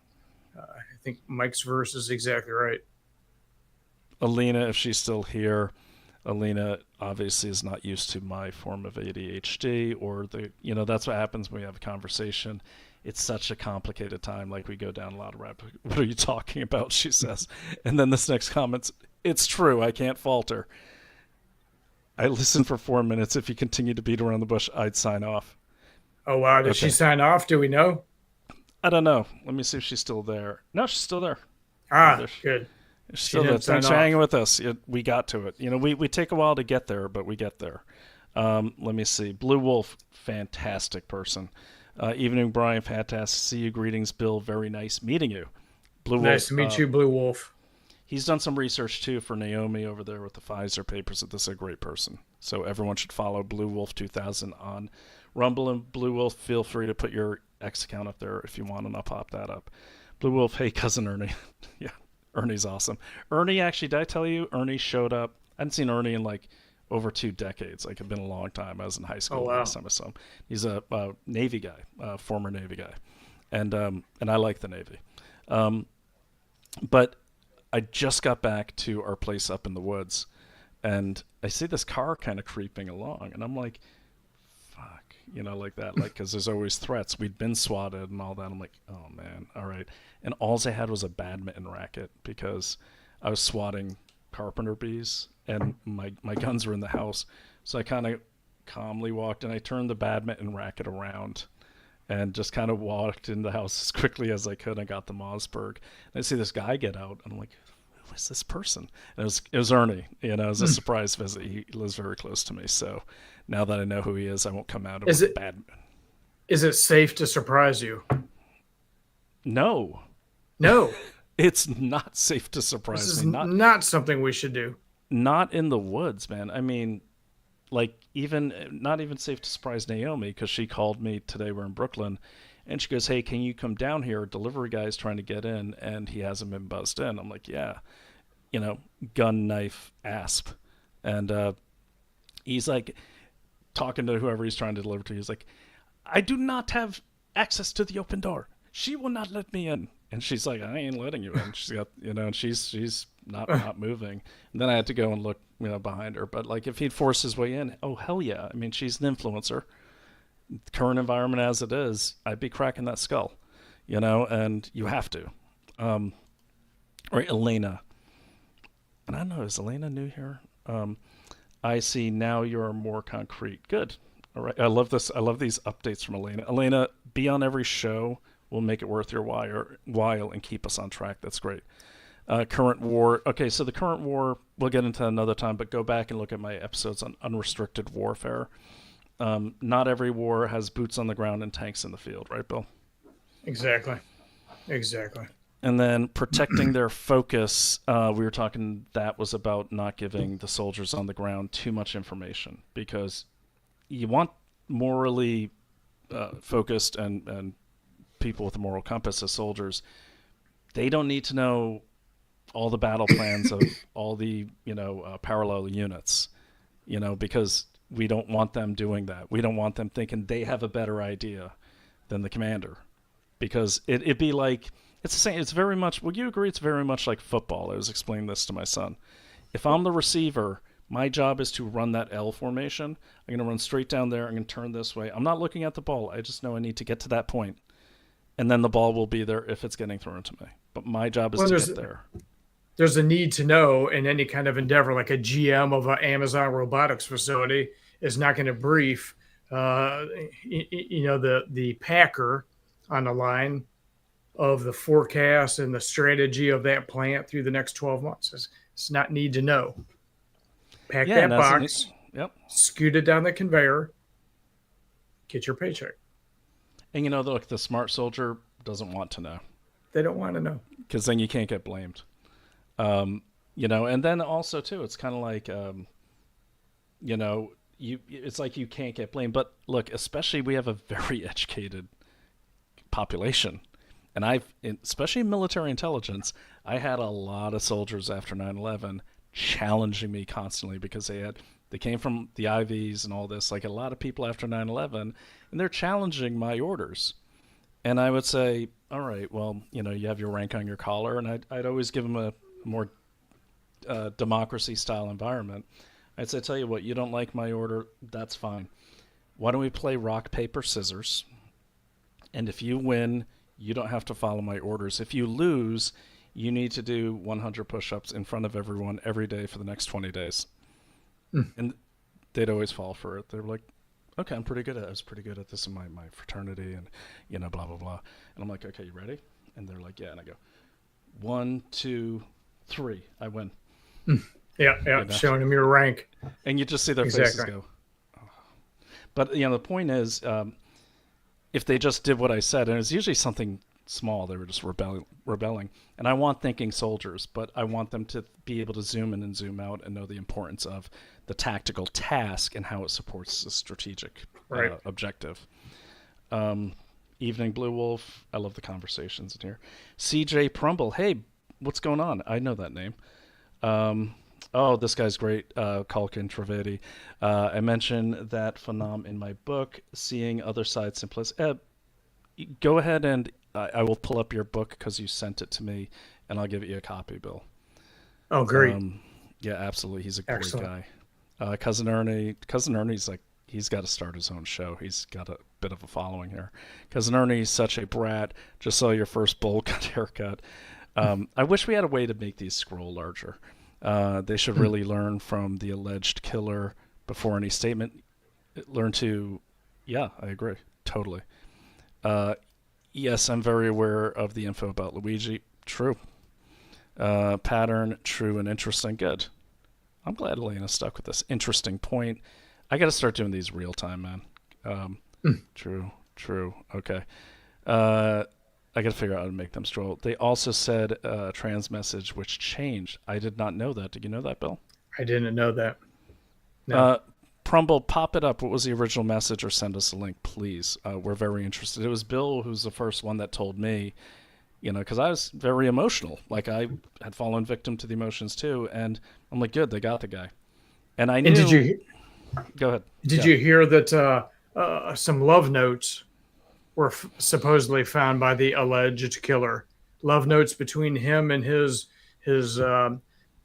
significant other, and he's talking about, my dear, and conveniently, Brian, you need to go look at this, because conveniently in this post assassination digital exchange between him and his lover, it explained and pulled together all of the threads to make it very clear and packaged so nicely.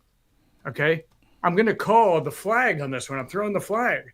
It just was all too perfectly laid out, and it looked forced. It didn't look organic. This is just me. But are you spotting a pattern here? You spotting a pattern? Let me show you what I'm talking about. We have the casings, right? Very similar. And then, oh wait, what's this? Hold on. There it is.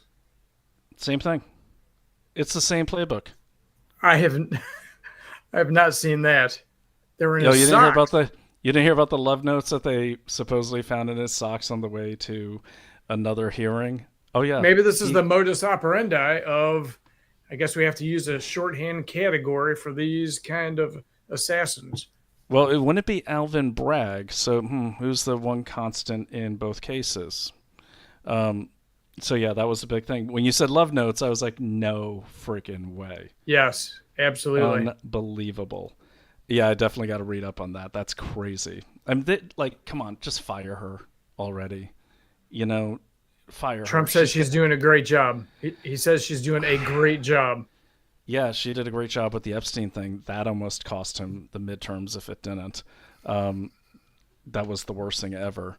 Okay, few more messages, and we're probably gonna have to do a to be continued, Bill, because unless you could stay on, I could go all night. But Oh, I can. um, I can.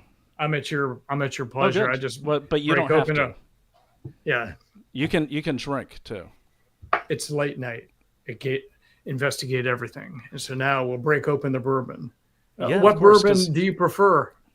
well, right now, a very good friend of mine dropped off literally a case of Four Roses, which is not my favorite bourbon, but I've got a case of the giant big bottles. So it's like, yeah, she's heading to Thailand, and she quit drinking some time ago, and she had these bottles of booze that she were all dusty, and she just showed up and said, "Take all this, take all this." So, yeah, so lots of bourbon in the house. I'm not drinking it now, but I will be. Let me see, Elena. Wow, yeah, we definitely get this real time. So you're still on Mangione, my bad. No, no worries. No, CJ Prumble, you made a good point. And just so we're clear, so the love notes were for this latest assassin, right? Yeah, the latest assassin between him and his love interest. See that? And by the way, even though Cousin Ernie follows my investigations, he he makes a good point. Like Ernie's a great investigative mind for sure. He's the first one that took me to the movies and showed me The Last Boy Scout, which is the movie that made me someday want to be a detective with Bruce Willis long ago. But he makes a good point. Like, I did a thorough investigation. I'm still investigating. And you saw my work on, for instance, that I did some work over there for consumer diligence for All Family Pharma. Unbiased work. Like, just list everything. This stuff is not hard to find. It's all public. And with the Luigi Mangione thing, it's all public. You just got to read the federal papers, the complaints, the charges, the indictments. It's all there. Like I didn't have to estimate the speed they thought he took to get from 104th to 54th. They said it. I didn't have to guess that maybe they're lying about him using a city bike. You know why? Because they have a photo of a guy carrying a battery on his way to do the killing. You can't remove city bike batteries. They give you everything you can. Like in a real investigations, like I used to do, because I've done 7 murder investigations, all of which the people got off because of bad prosecutions and bad cases. But the thing is, you don't win cases as defense. Prosecution loses them Yeah, because all of your evidence, think about it, like the defense, they have to rely on the prosecution for all the evidence. And they play some games, man. Like videos you get from the prosecution never work. You have to resubmit to get a new copy. Then they'll send them to you on like DivX. So then you got to figure out how to play them. They make it so hard for the defense.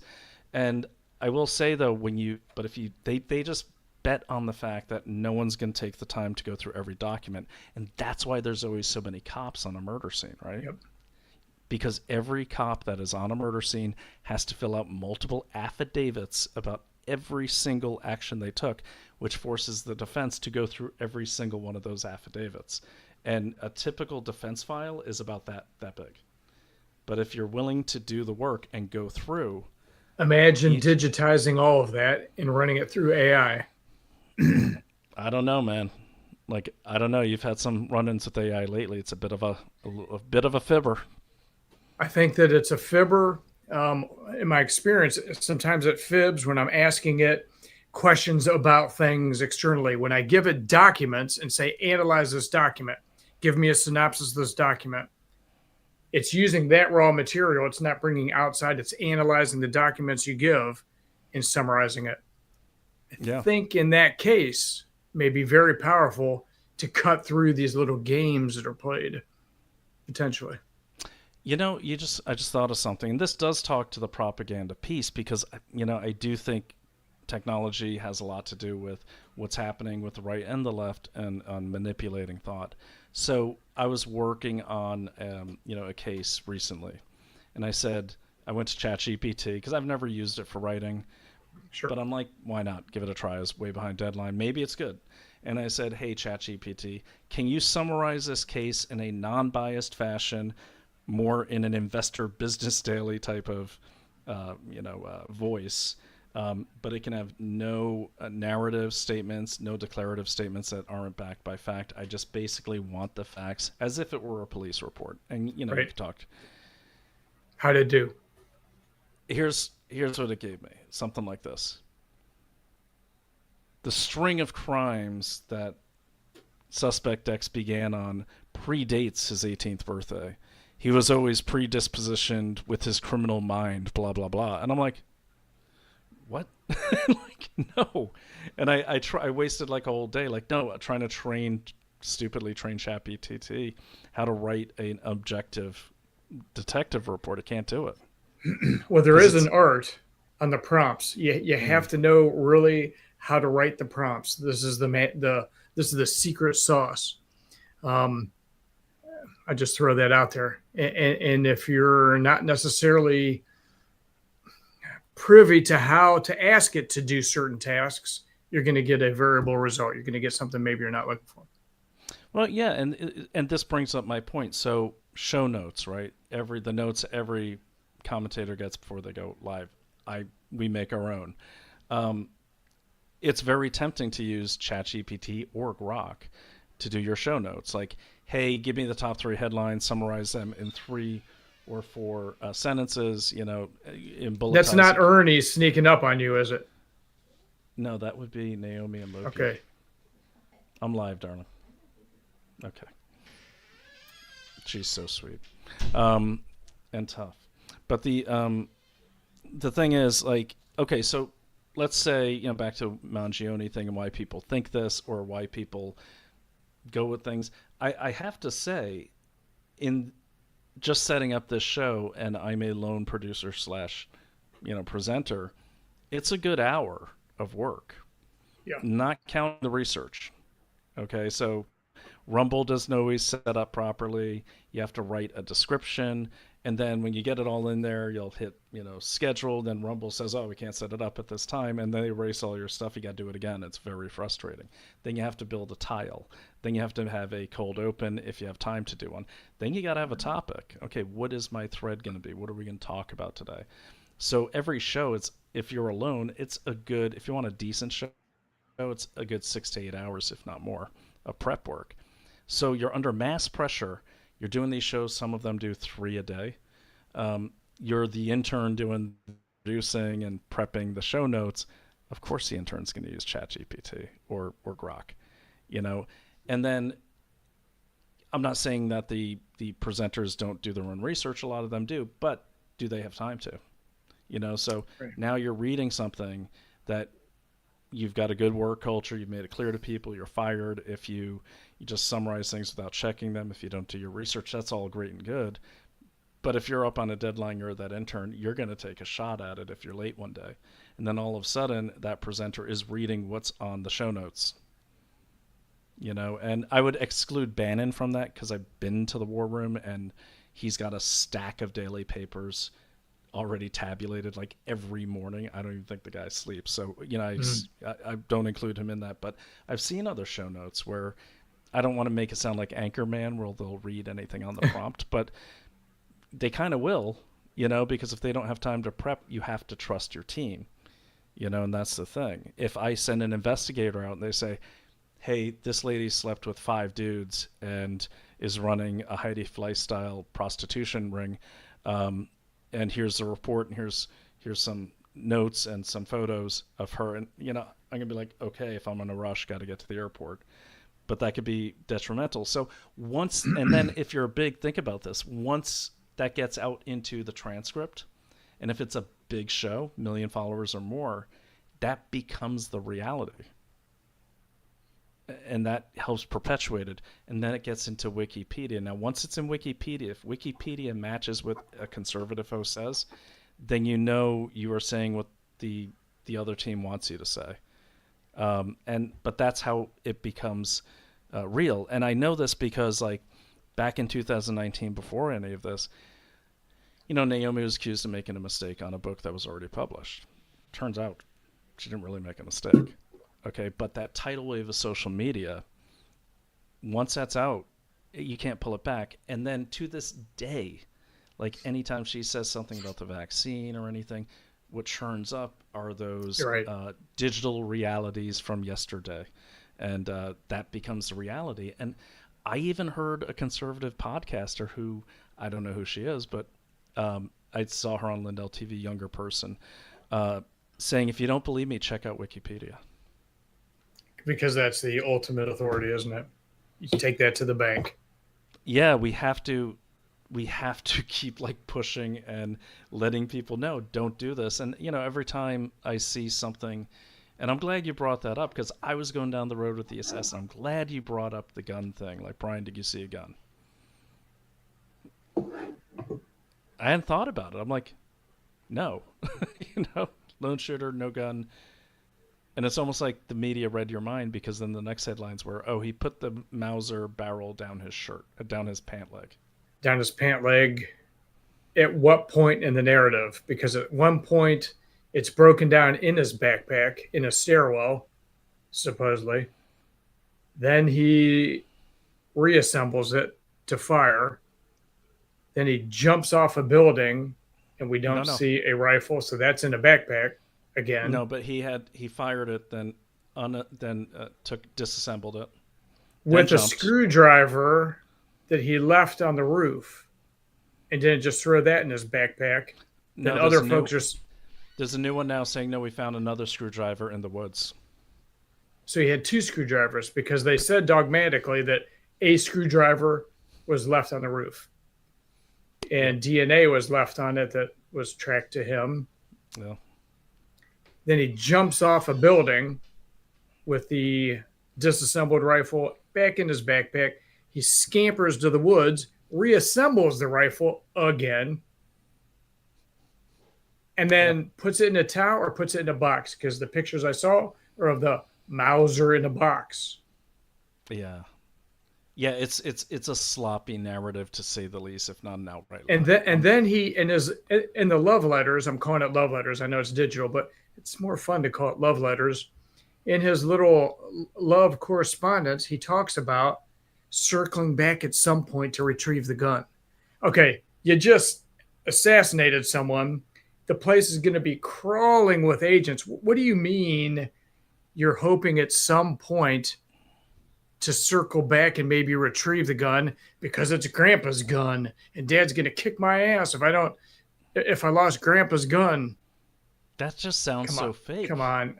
It's like, come on, man. Profoundly fake.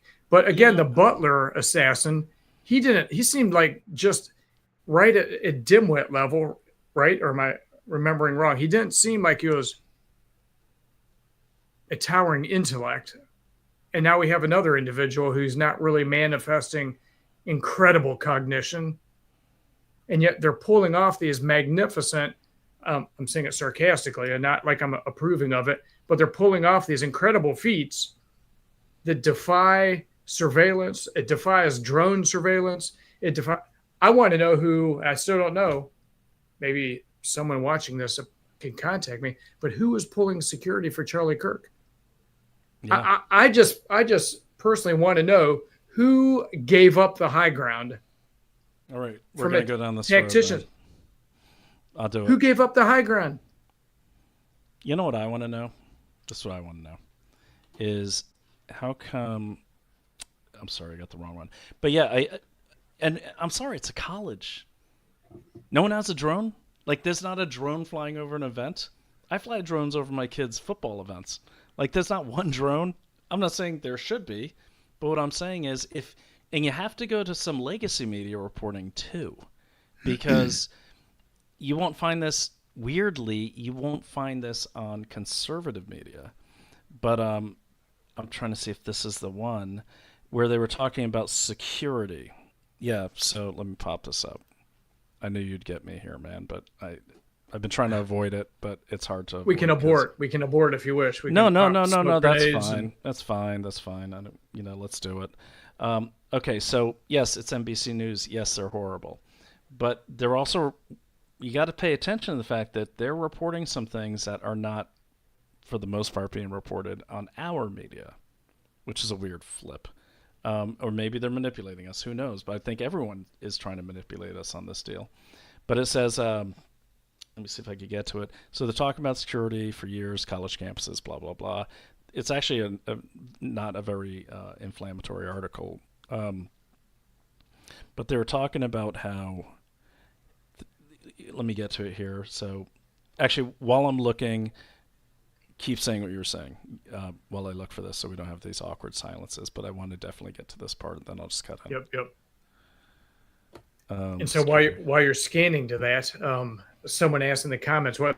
There's no drone surveillance." I saw reports just today mentioning a drone was in the air. So it appears at least someone is reporting that there was at least one drone in the air during this event. Okay, whose drone was it? What did it see? But if I'm pulling security, if I'm responsible for security for Charlie Kirk, the first thing I'm doing is using cheap drone surveillance. This is not expensive, to make sure I have constant surveillance on all vantage points. If I can't have agents or security on those rooftops, I'm at least going to have drones monitoring it continuously, so I can see if a threat materializes and have a heads up.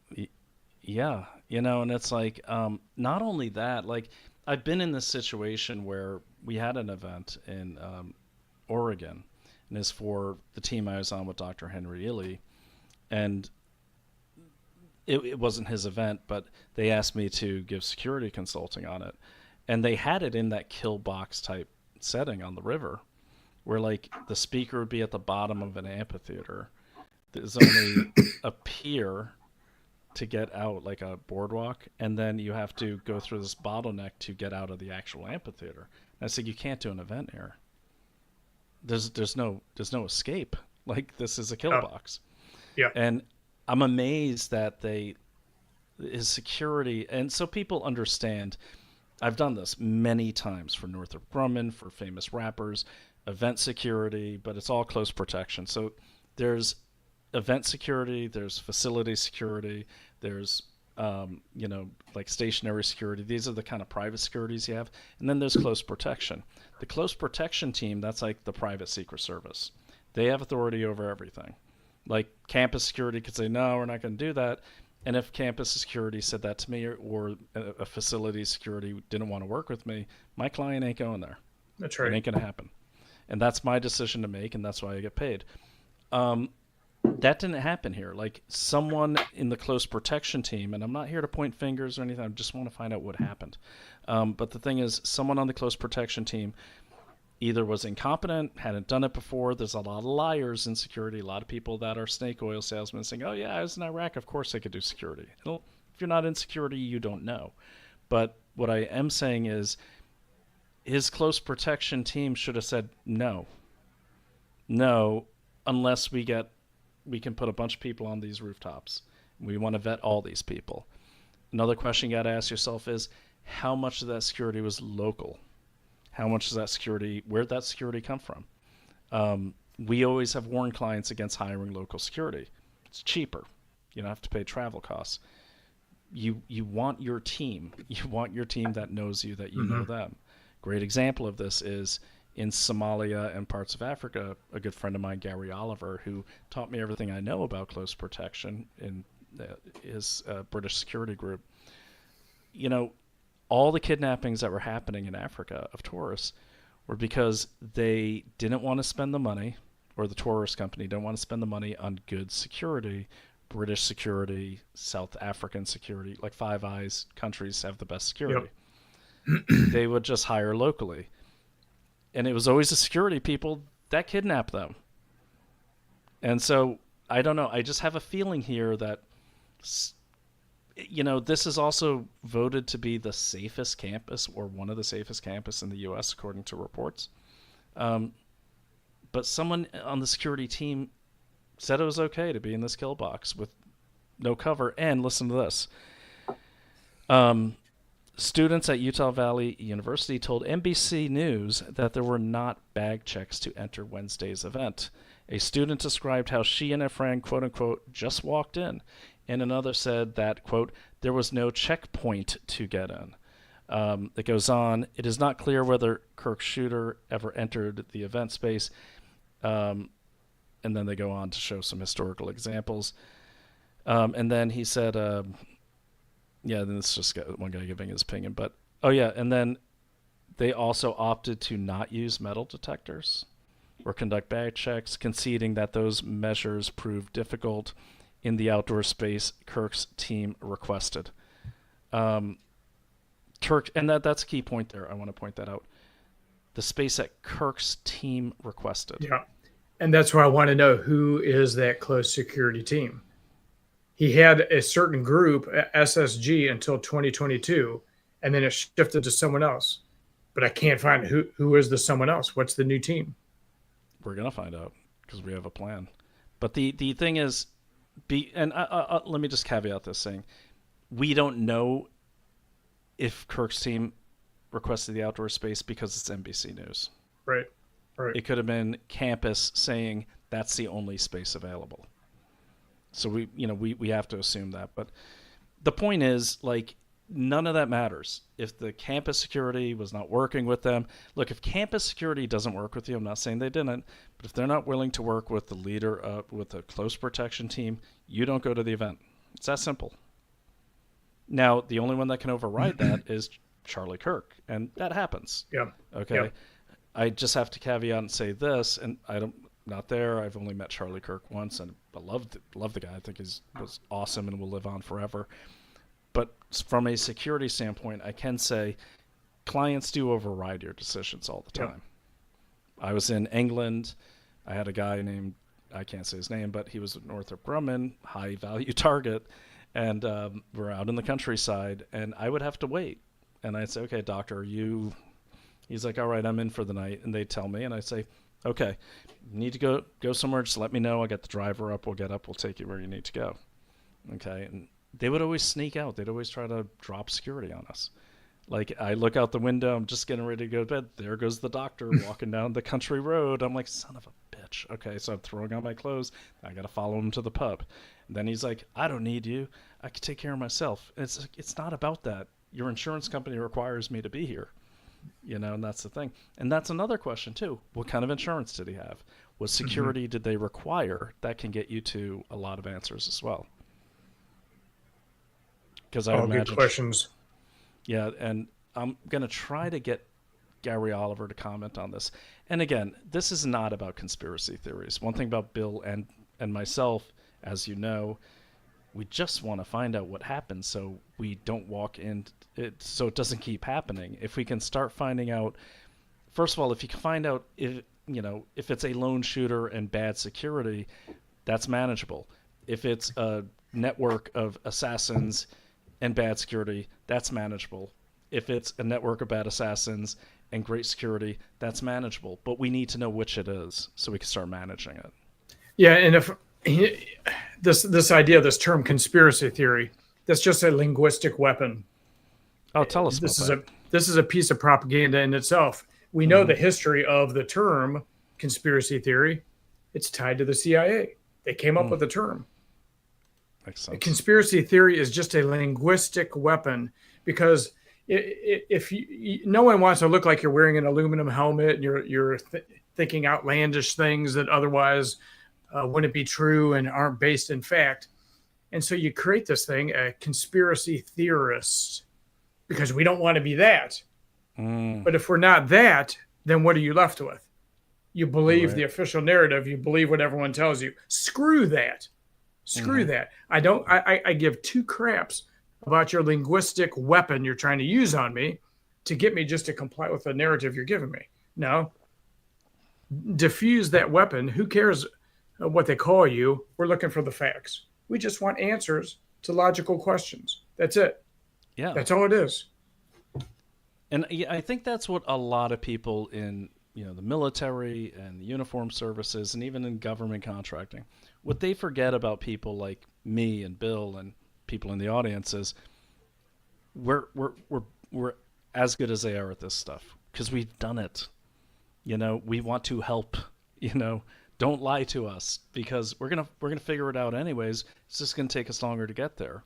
And there is, people forget that Republican, Democrat doesn't matter. There is a certain wall that goes up between official, jobs and public jobs. And I'm not saying we want in on the confidential investigation or the crimint, only investigation. Of course not. But there is a certain, and I had it. Okay, I had it when I was in the classified world. There's a certain cockiness, like I know shit you don't know. There's something. It happens all the time. I know things you don't. I would look down on people when I was, over down the river in Northern Virginia, like, oh, they don't know, and it's like they don't know, but really, so what, and that, like in hindsight, so what? But there is that. Like a lot of times, people like just knowing, when no one else does, and and a lot of times they're under orders as well. So I want to make it clear to people, like, we're not focused on. Proving the FBI wrong or disrupting an investigation. Like Bill said, we want to know what's happening because you guys have proven that you can't be everywhere at once. Secret Service could barely protect Donald Trump back in Butler. Security and even official campus security did not protect Charlie Kirk. Okay. And we just want to know because we have the training and the skills and the abilities to protect ourselves and teach others how to do it. And I would say most people in our audience have some skill like that. There's a lot of veterans here, a lot of security people, our people, but we need to know what we're dealing with in order to protect our communities and our homes. We'll let you guys do the investigation if you're just more transparent, because then we don't have to worry about that. We want confidence that our government is doing a good job and a transparent job. That's what it was supposed to be. I don't want to have to look at this. I wanted to believe that Cash Patel and Bongino and these guys are so transparent that we can focus on other things. Like Ruth sent us planning a big freaking thing on November 5th in Washington, D.C., a massive thing. Worrying about the fact that, like, here in New York, Mondami is the only one putting up posters throughout even the working class. We want to focus on that. I don't want to do the FBI's job because honestly, can I stop paying taxes then if they're not doing it? So yeah, I could ramble on all day about that. But Bill, we should I want to give you the rest of the mic. More on the what do you want to talk about as well? Because I know you do. And I know it's getting late, but I know you want to say some things about the investigation. We had a conversation today. We don't have to go into it. Should we talk a little bit about other suspects and why it's important to be objective? I think that'd be worthwhile. I think that naturally flows from what we're talking about. I'm shutting off my camera. I'm still here. I just have to check on something. So you have the floor. You have the audience. Okay. Well, that's a lot of pressure. Right. Quite an amateur at this. I'm not a good public speaker. Whatever. You're a great public speaker. All right. I'm just going to shut up my mic and camera off, but I'm still here. I just have to clean some stuff up, and I don't want you guys watching me. Well, you have a wrinkle in all of this, and you have something thrown on top of this assassination, and it's the issue with Israel. And so you have folks like Candace Owen suggesting that Charlie Kirk had intimated that he was nervous about Israel, that other folks have suggested that he was offered money to advocate for their position, and he refused it. And he became increasingly worried about this. You know, when you hear these kind of things, this goes back to what I talked about, the oversimplified answer, using cognitive shorthand, producing clear white hats and clear black hats. And it's very, and so we have these allegations, but when I listen to that, I'm wondering, how do you verify that? How do I verify that Charlie Kirk was really having these fears, that he articulated that? Because again, remember what I said about deception operations. Those who want you to believe a certain way and who think that maybe you'd be inclined to believe that way, they'll give you little breadcrumbs, little pieces of bait, and then you're mentally you're locked in. And you're being flooded right now with so many influencers that have hyper condensed the narrative to say that, for example, some say Israel runs Washington. Israel is bribing over elected officials. Israel has this cabal of well-funded individuals. They were with Epstein. They were running a honeypot. They blackmailed everyone, and they're calling the shots. Some people may be inclined, in the anger that they have at how this country has been governed and how it's been devolving for decades, for generations, they have a vested interest to look for a scapegoat, to look for someone to demonize, to make things then right. It's so dangerous to do that. Life is not that simple, I would offer. And so when I'm hearing what demons are presented to me, oh, it's Israel, it's Bibi Netanyahu has reported on Charlie Kirk's demise far before any other media outlets even knew. So that means that he had someone embedded there in the hospital for him to even remark on this before everyone else. Is that really true? Did that really happen? How can you or I really verify that?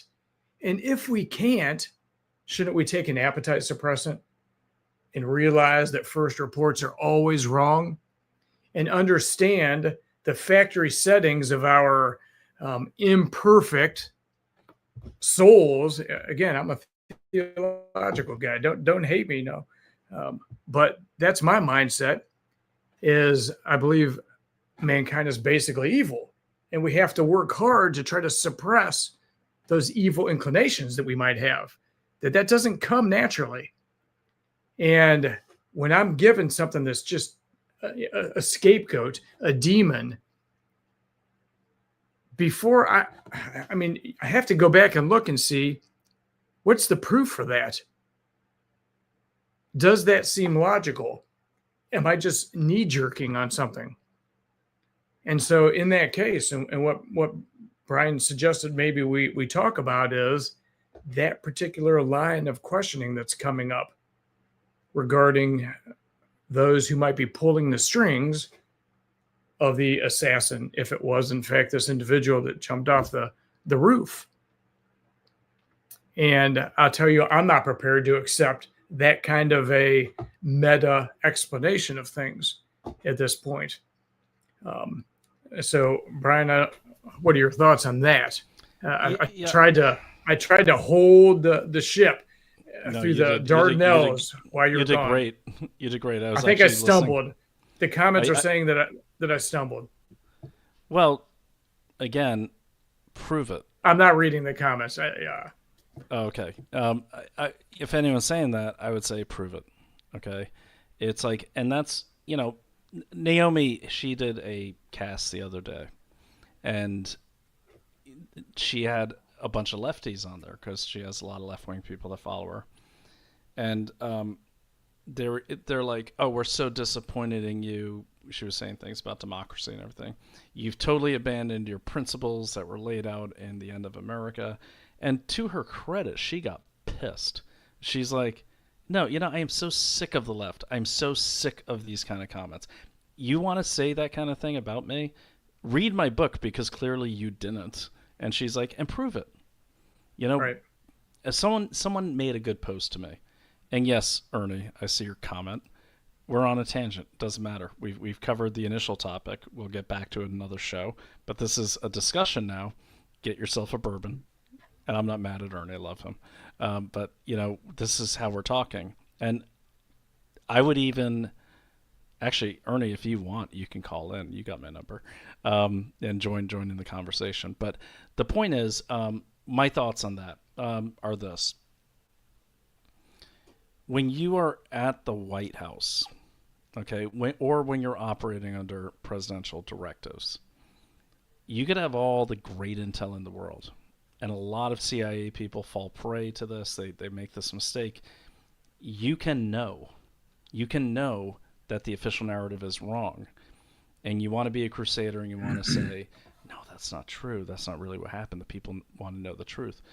But people forget that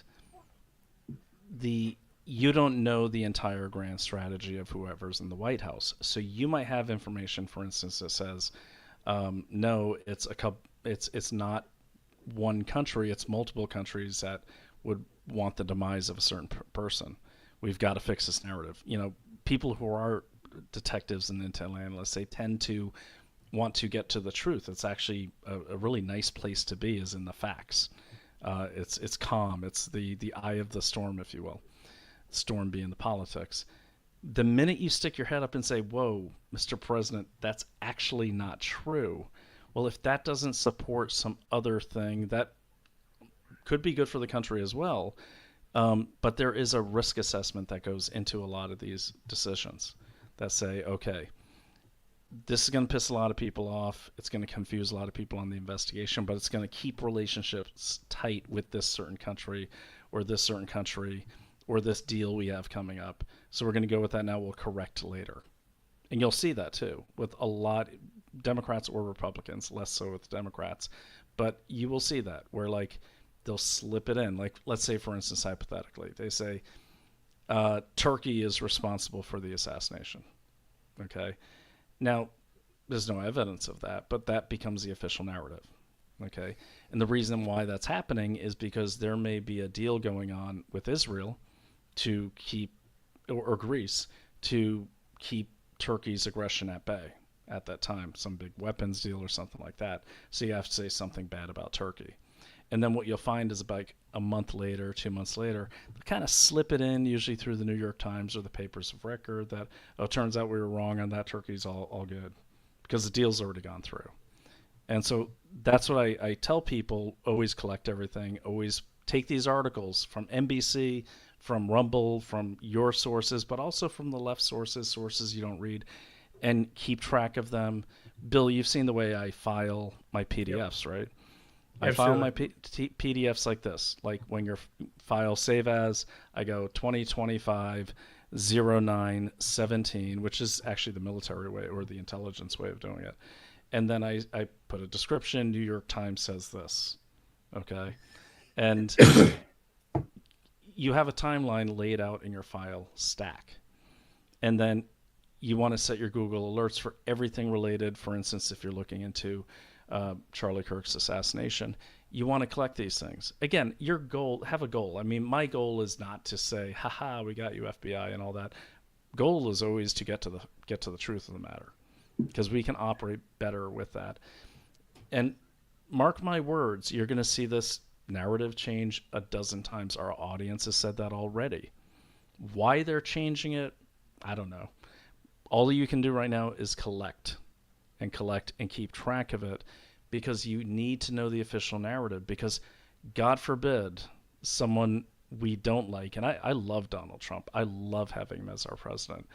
I think he's the best president in my lifetime. Okay. But he's not always going to be there. And we have to have our own mindset on how we look at things, how we look at official narratives, because let's face it, Not everyone around Donald Trump should be trusted. Plain and simple. Okay? He does his best to surround him people, especially this time versus the first time, with those he can trust. But you can't always trust people because you only ever know another individual, like so much of a percent. I don't care if it's your wife or your kids. You never know another person 100% the way you know yourself. And so he's doing the best he can to surround himself with trusted people, but we don't know what Pam Bondi's other influences are. We don't know which direction she's being pulled. We have our thoughts on that.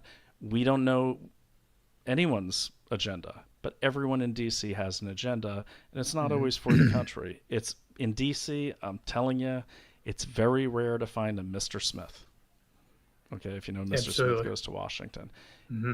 People go to DC mainly for one reason, and I was one of them, to build their resume.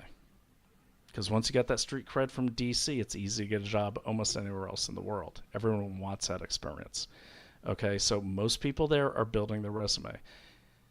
You just have to hope you surround yourself with the people whose personal ambitions line up with the ambitions of the country and what's best for the country, and that's, the vetting process. So what I would say to people is like, and you know what's going to happen, Bill, and I expect this, I don't care. We're shilling for Israel. Guarantee it. You're going to get that, Sure. We're shilling for Israel. I was in Brussels with Naomi 2 weeks ago, and I brought up the China thing. A lot of people didn't know that Fosun Pharmaceuticals actually makes all the Pfizer vaccines, and they're wholly owned Chinese company. Pretty sure Pfizer never even tested the vaccine themselves. And China themselves turned down the very vaccine their company was making when Biden offered it to them. You know what I got? A bunch of hate mail saying, I'm shilling for the Department of Defense who really made this bioweapon.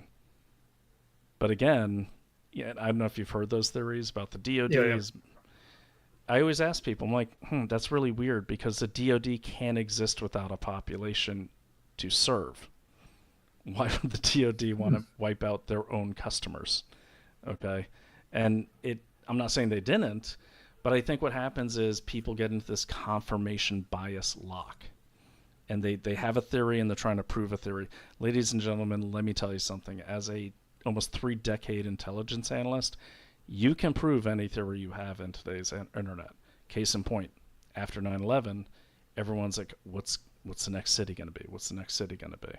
This is at the most talked about intelligence agency in the world where I worked. And that was the buzz within those walls. That was the mission. Find out what city it will be. So everyone started looking at unique skyline cities. What would make the biggest impact for terrorists? They came up with Seattle. To reinforce that, on all these captured terrorist hard drives, it was chilling. There were all these images of the Space Needle. They're like, haha, this proves it right here. This is like, I can't say the name of it, but this is that agency. Okay? And they were running with this. They formed a whole new task force. They had people in the FBI, millions upon millions of dollars deployed to Seattle because the Space Needle was on almost every terrorist hard drive, an image of it in some way, shape, or form. Well, guess what? It wasn't me, but someone smarter than me, more technical than me, said, everyone, full stop, that image is on every Microsoft operating system because they are based in Seattle and that's part of their branding. But the highest agencies in the world and the Five Eyes were all reacting to these discoveries, saying it must be Seattle because the Space Needle is on every single terrorist hard drive. As it turned out, every terrorist hard drive was on the Microsoft operating system. And that, people lose their jobs over that. And these things keep going because even when people discovered the mistake, and thank God I wasn't part of that, but I remember telling one of my buddies, I'm like, you should probably tell someone. They're spending a lot of money, and it's obvious it could be a target, but we don't have any evidence of that. And he's like, no, I'm not going to be the guy that says it. I'm not going to be the guy that says it. Mm-hmm. Go ahead.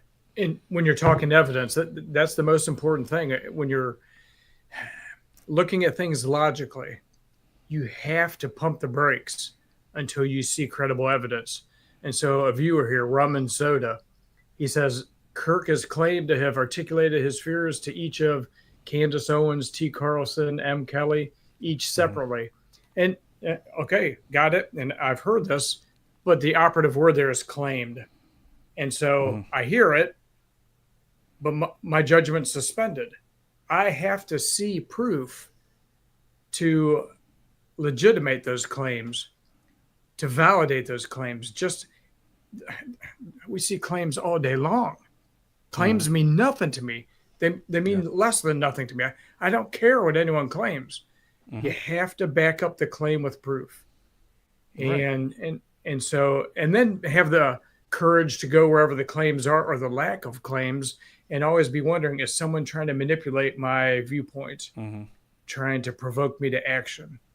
But I've got to see the evidence. And one thing I do know in this day and age, so few things can I validate, especially with AI, with the state of affairs. Brian, you were going to talk about propaganda. We'll talk. We live in an age where we have incredible access to information at our fingertips, and the ability to talk with so many people through X, for example. Incredible power. At the same time, we're arrayed against incredible evil that's trying to manipulate our thinking. And if you don't understand that, then you're going to fall prey to it. And so every step of the way, I move under the assumption that I'm being deceived. That's my going in assumption. I'm being deceived. And then I try to work from that point. What do I know? And you can also work from a logical framework internally. Is this logical to think this individual did X, Y, Z, etc.? And what could explain that? And Brian, you talked to Lord William of Ockham, Occam's razor. The simplest explanation often is the accurate one. Not always, but usually it is. And there's different ways of expressing Occam's razor. But maybe a 22-year-old kid can have an outlandish plan that somehow gets to a certain vantage point and then makes boob-headed errors and leaves evidence on the roof because of anxiety, and he's nervous and he's trying to get away now, and he doesn't want to be seen carrying a rifle, so he throws it in the woods, but maybe I'll come back to it. It is possible that he's just not the smartest individual, but was just smart enough to make something like this work in a well-publicized event, in a venue that for a host of reasons, they decided not to follow security protocols like they should. Those kind of things happen in the civilian world as well as the battlefield. You'd be surprised how many times in the battlefield, logical things that should have happened didn't happen because either folks were lazy or, Brian, like you said, the client said, no, overruled. We're going to do things this way. General Odierno that I worked for in Baghdad in Iraq, he'd often fly out to different locations during the surge and walk with his personal security detachment, but in very dangerous areas, and go walking and patrol so he could see with his own eyes what's occurring. It wasn't the smartest decision to make. He put himself out contrary to the guidance of security. But he did it. You can overrule. So anyhow, that was long-winded. No, it's true. And welcome to podcasting. That's why Ernie makes fun of me, because it's the best thing in the world is, look, I'm a podcaster not because I want to be famous. It helps me sort my thoughts, and we happen to have a great audience, and I say we because I can have you more, Bill. You're already a favorite. But the thing is, it helps you sort your thoughts to share them and have interlocutors. And we have good interlocutors here. You're a good interlocutor. I got into this because Naomi used to be mine. And then when she called Biden a fascist after she voted for him, Tucker Carlson picked up that tweet. And then she was on all the right-wing media, which was weird because I knew her as a left-wing person when I met her. And then I'm like, you're going to Bannon? Okay. She's like, should I? And I'm like, yeah, you said you talk to anyone. Talk to anyone. And she did, to her word. But the point is, it's like, as soon as she started having, and she's still doing 8 podcasts a day, I'd had her to myself for a year. So we would talk for hours about, I found this out, I found this out, I found this out. She didn't believe me about China for like a year. Wow. Okay. And I just kept piling documents on and lots of sources. And then once I lost that, you're filling your head with all this stuff, and we have no one to kind of You had to get exchange it it out. with. Got to get it out, and then a lot of times you get it out, and even sometimes while I'm talking on a podcast, I'll like, I literally said something that makes no sense. It seems so clear yesterday when I was all alone, but now like it makes no sense as I hear myself say it, and that's very important. What I was going to say though is, I'm glad you said the things you said because people need to know that. Like, I think what's happening here is we on the right are falling victim to the very same thing that the left, the unwitting left, the foot soldiers fell victim to, and that was our own propaganda, our Yeah. own emotions. And I found myself like I had a nice course correction last week from the NYC stand up, like a biggest comedy club in New York. I was pissed and I woke up and I kind of stared at the ceiling, on the day of Charlie Kirk's death with this horrible hollow feeling that I had when my own brother died unexpectedly and years ago. But the next day I wake up and I knew better, but I was like, F it, man. I'm just going to read some idiotic tweets and I'm going to let myself get angry and embrace it. And I saw this tweet where this guy named Rahul Padya of New York, stand-up comic, was making fun of Charlie Kirk's assassination the night before, and I went apeshit. Hmm. Instantly, I said, "Okay, you know what? Boom! I found out everything I could about that guy. I put it all out." And then I said, "Don't only, having that asymmetric warfare background, I'm like, don't just go after that guy. Let's go after every venue that hosts him." And I put up NYC stand up because I did find his profile on their site, and I, I didn't know I had that kind of reach. It taught me something. Like, I have a voice is a powerful weapon, whether you have 300 followers or 3 million followers. And to their credit, NYC stand up, I see all these replies, and they said, "Please check your DMs. Please check your DMs." Mm. And I read it, and as I'm reading it, and by now it's 12 hours later, my anger hadn't subsided, but I'd eaten some food and had some coffee and woke up. And I realized they basically told me, they're like, "Hey, you know what?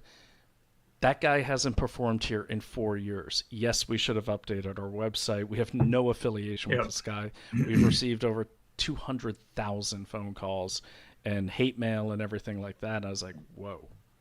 And they said, I felt bad. I'm like, I should have done a little more due diligence. I should have called them first before I just rolled with it and let my emotions roll with me. But I did the right thing, and I said, all right, put out a tweet saying, "Hey, everyone, here's an update. These guys have contacted me. They have nothing to do with this guy. Leave this business alone. These are the good guys." And I felt really bad because the new owners are like former corrections officers and veterans, and so all I could do was put out that tweet far and wide. I took down the tweets, which I rarely do, but I really appreciated their not attacking back, but very, Yep. you know, barely contain. They were mad, and I understand that. Yep. But they reached out to me and they gave me the information, and I thanked them. I said, "Look, I really appreciate the course correction." And they're like, "We will update our website." And I said, and they said, "Thank you for being so, ethical in doing this." And I said, "Thanks for letting me know and giving me the information. My bad." That's a good lesson. That's a good vignette there. Yeah, You and know, go ahead. speaking to frameworks and things that you analyze, you look through a frame, you look through mental models when you're Hmm. examining things. And the appeal to always challenging the frame that you're looking through. I'll go to Iraq again for a minute, and maybe you could testify to this, but everything, no matter what the activity is, everything looks sinister through the eyes of a UAV feed. And Right. so, unmanned aerial vehicle, a drone, in other Hmm. words, for the audience. In Iraq, it doesn't matter what you're looking at, like a kid's birthday party, a wedding, it doesn't matter. At that time, with the technology, the black and white video feed from a drone, everything looked nefarious. And so one night, there I am in Tal, just west of Mosul, and we're watching a UAV feed. And we had Iraqi police embedded in our talk at the time. And we're looking, and it's maybe 1 o'clock in the morning, and we're looking at the city of Tal, just outside our base camp, our fob. And here comes this guy. He looks very suspicious. He's coming out, and he's pulling this square thing, and he puts it in the middle of the street, and he runs a line back to it and into his house. And the police there, the Iraqi police, IED, this guy's putting explosives. He's doing something out in the street. And we're looking at it. Okay, call the local police there, get them, we sent a patrol there, etc. And kept the drones circling and looking at that. We thought for sure, we see a guy in the middle of the night doing some nefarious activity. It turned out his house flooded, and he had a pump, and he was pumping water out of his house into the street. Oh my now, God. Extrapolate that out. Circumstances just like that in previous rotations or at different times in Iraq, that would have been all you needed to warrant an airstrike. Yeah. And you didn't have the facts. You were expecting to see nefarious activity late at night. So then you saw something that led you to believe that was nefarious, and you didn't confirm what you thought you saw or the claim that the UAV was making, a visual claim to you, and people could have died. And so I always reflect on that. And when I see stuff in the news, I'm thinking, is this a UAV feed? I just need to be so careful. And so I just throw that out there. Your own mental frame of what you're predisposed to wanting to see, that can fool you sometimes. So you just have to stringently challenge the lens that you're looking through at all times. That is such a great vignette itself, like seriously, because if you look at, well, let's go back to Mangione. What do you keep seeing on the loop? The grainy feed of a guy shooting another man. What do you not see? Okay, you don't see the logic or illogic of a guy not wearing gloves assassinating someone and stepping center stage to be caught on camera when he could have easily shot him from between vehicles from 2 feet away. Instead, he waits till he's 8 feet away. But when you show the video and the grainy feed, it's dark, it's horrible. Or like, for instance, let's more domestic, more probably applicable example. Anyone that has a blink camera. Yeah. Okay. That when those set up yourself, I have them. They're great. You start seeing things if you stare at your feed long enough. All of a sudden, like for instance, I had orbs, right? And I don't believe in that stuff. And I'm like, oh my God. And the damn chime kept going off. I'm like, holy cow. And this thing's floating and bouncing around forever. And I'm like, oh my God, it's a ghost. Like I'm up in the middle of the woods and I'm like, oh my God. And I'm taking this to people and they're like, yeah, I don't know what it is. And I'm like, oh my God, And then I take it to my brother-in-law and he goes, dude, that's some condensation on a spider web.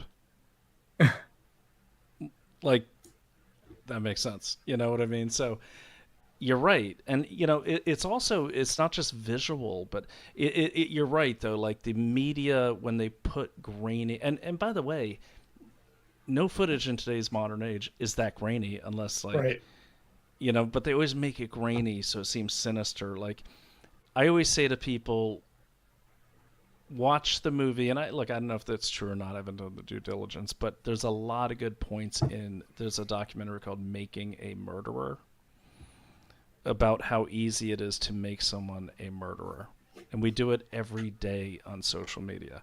Great example. Did you see the one of there was a nurse who blew the whistle on the doctor she works for, who the doctor was saying bad things about Charlie Kirk and his assassination. So this woman blows the whistle and starts off good. They're going to cancel the doctor. I'm all for it. Look, the bad guys made these rules. We're just dealing with the weapons they gave us. And then all of a sudden, I'm reading through these threads, and then people are like, fire her. And then people are like, that bitch. And I'm like, wait a minute. And then you see a couple lone voices saying, no, not the nurse. And then people are like augmenting the pictures of her. And then all of a sudden, it morphed into the nurse was the one making bad comments about Charlie Kirk. She was the one that blew the whistle. Right. Yeah. And thank God, like I think it was Libs of TikTok that, I was following it. They put out how she got her job back and everything like that. But you see how quickly this game of telephone on social media can really become very dangerous. And when I was watching whether they're bots or real people, putting, pictures of her on in the shortest shorts they could find to make her a bad person and, whatever. So that's really important too. That's a great point that you bring up, the UAV and the guy fixing his home. That's freaking terrifying, by the way, because there aren't they talking. I could have had blood on my hands. I could have authorized a strike or advocated for one and left that deployment having killed an innocent man. This is... Can you imagine AI? They want AI to run this decision-making process. No way. No way. AI would have fragged that guy. AI would have fragged that guy. But this is Terminator. This is Skynet. It's coming. This is Skynet. It's totally. They are already looking at automating the cycle, the determination, the go no go into weapon systems, into autonomous weapon systems, and taking the human out of the loop. I can't think of a worse thing to do, and it's coming. When here's another example like that. Before AI and all of that, we had a situation where, without going into too much detail, but I don't think I'm giving anything away, all of a sudden there was, we had a situation in the Intel community where the Masonic Temple showed up on a hard drive, a captured hard drive, and I'm there in that operation. And everyone's running around in the site we're at. We weren't at headquarters, but we're at a different site. And they're like, we got to find out the angle. We got to find out where he was when he took this picture and all this. But they're not allowed to leave the building to go over 20 minutes to the Masonic Temple and just walk around. I almost got fired because I did. I said, I'm going to go home early. I don't feel very good. Because I was just so sick of it. I'm like watching all these resources, smart people, Google mapping and all this bullshit, and I'm like, okay, so I just walked over there, and then I was like, okay, he's here. And what I noticed when I walked over to I found the angle, it was like the tourist platform. Turned out no one had looked at other pictures the person that owned this drive had taken. And keep in mind, they call them capture drive, but if they raid an apartment complex, they're taking every hard drive in there. So you don't know, who's a terrorist, who's not. And I look, and this person was actually a professional travel agent. No affiliation with military, terrorist groups, nothing. There was no evidence of it. They were getting ready to start pulling this guy's fingernails out, figuratively speaking. But you know what I mean? Was there a picture of the Seattle Sky Needle on this, though? Of course. On his drive? Okay. Well, then. Yeah. Proof positive. And the Statue of Liberty. That was on there, too. Yes. More condemning. Yes. And Bill Gates' name came up on his hard drive, so we know he was behind Al-Qaeda. He's dirty. Yeah, so. All right, we're rambling on, man. We should probably wrap it up. What I'm going to do on the way out for our out video, I'm going to show, and you don't have to stick around and watch it. I've seen it a million times, but I want to play the end of Naomi's interview with Dr. Michael Nels from his book, The Indoctrinated Brain.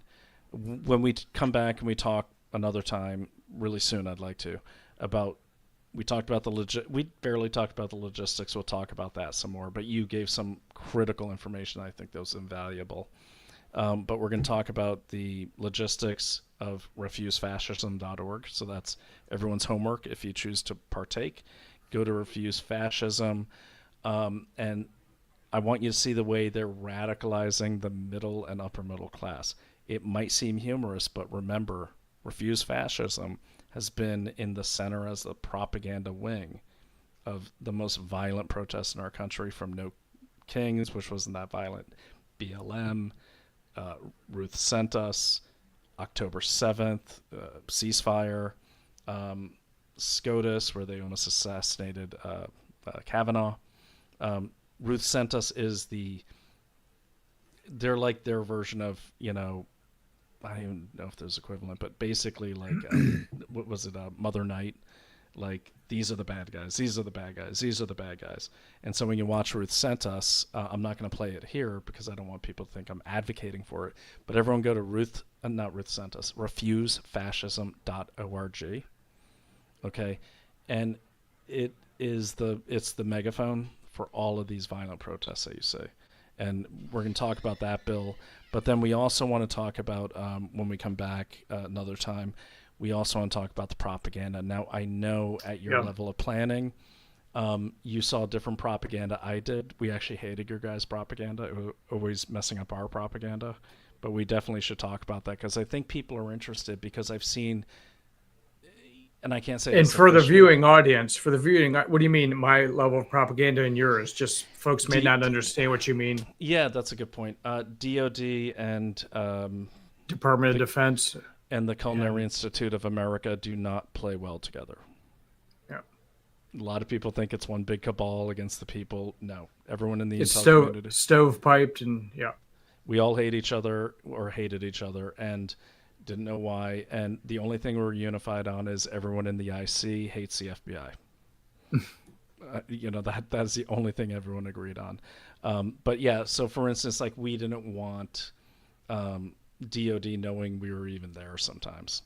We're like, let's avoid them, and because we did a different thing, because we had a different objective than you guys, and that's the thing. But we also needed you, and you guys had a lot of nice logistics that we would steal. So that's how it works. Appropriate. And I think we can talk, we got to be careful how we talk about it, but I think people really need to understand the way it really is and the way it really operates, because there's such a weird idea that, like, it's the government and the people. That'd be like saying the people are all unified. You see what I mean? And it's like, no one in the government, everyone's always stealing each other's budgets. Within the agencies, they're always wanting each other's budgets, poaching their people. There is no unity. It's a bunch of bureaucracies, and people need to remember that. And so we should definitely stay on that track. But I do want to talk about the propaganda next time.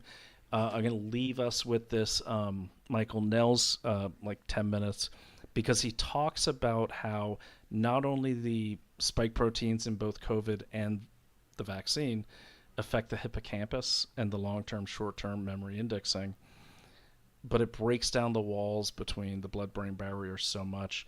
And not only the vaccine, but the constant stream of acutely violent and traumatic imagery that we're seeing every day on social media. If you think back before social media, I thought Sears training was bad. Honestly, I never thought I'd see anything that bad again as the stuff that was in SEER training, and I did the local SEER training, because they show you. I don't know if you did you do that training? I didn't. They force you to watch horrible shit for many hours. I don't really understand the point of that. I guess it's to blunt you to that, and it's horrible, really horrible stuff. I gotta say, I never thought I'd see videos that bad again. I see worse on TikTok, and I'm seeing worse on X on a daily basis. And what Nels talks about is this kind of, what happens is your short-term memory, which deals with indexing that dog might bite you, that guy might rob you, that bus might hit you, you're trying to get to work, that sort of thing. You're picking up, that's short-term memory. It indexes it, then it dumps it. Okay. Well, when you overload that, and that's also dealing with danger, when you overload that, if I'm reading Nels correctly, it has to borrow from the long-term memory. It needs some more RAM. So it borrows that from your ROM. Okay. And it starts if there's no room left, it starts overwriting things like memories, things like personal biography. Okay, and the only way this happens is if the hippocampus is really compromised, which the spike protein does, which is in the mRNA, and also if you are focused on traumatic stuff all day long. So take lockdowns, you take the internet, you take all these things appearing on the internet, like, Zoom, which went public 2 months before the lockdowns. And you're staring at the screen nonstop, and it wears it down. So what ends up happening is your short-term memory is now overriding your knowledge of yourself. Okay, and then the narrative, once you've used all that long-term memory, your own history is now the narrative. So when you attack the narrative with questions, it's like you're attacking the person, which, again, one man's research, well researched, and he's a brain scientist or whatever they call them. But the thing is, it's like it makes a lot of sense, because I will say, to use the left and the right, more people on the left, I imagine, I'm just, I don't have the source for this, probably got more of the vaccine or more vaccinated people than on the right. That's my guess. And they seem to act crazier. I'm not saying there's not crazy people on the right or the left, and I hate polarizing, like you said, but just for simplicity. But the level of crazy I've never seen before. And I've been around left-wing people in the most left-wing places. It's a murderous type of crazy that I can't think of a time I've seen that before, even in combat. I just have never seen it. And what he says in this book, and I recommend it to everyone, it kind of explains a lot. He's not saying it's just the vaccine or it's just the acute, but it's the entire strategic operation to attack the human, to break it down and to turn the person into the human into a violent automaton. And That's you got the last thoughts. That's incredibly interesting, and it immediately causes me to think of an analogy of, just as that delinks the individual from their history, so now you're a free floating electron so vulnerable to manipulation.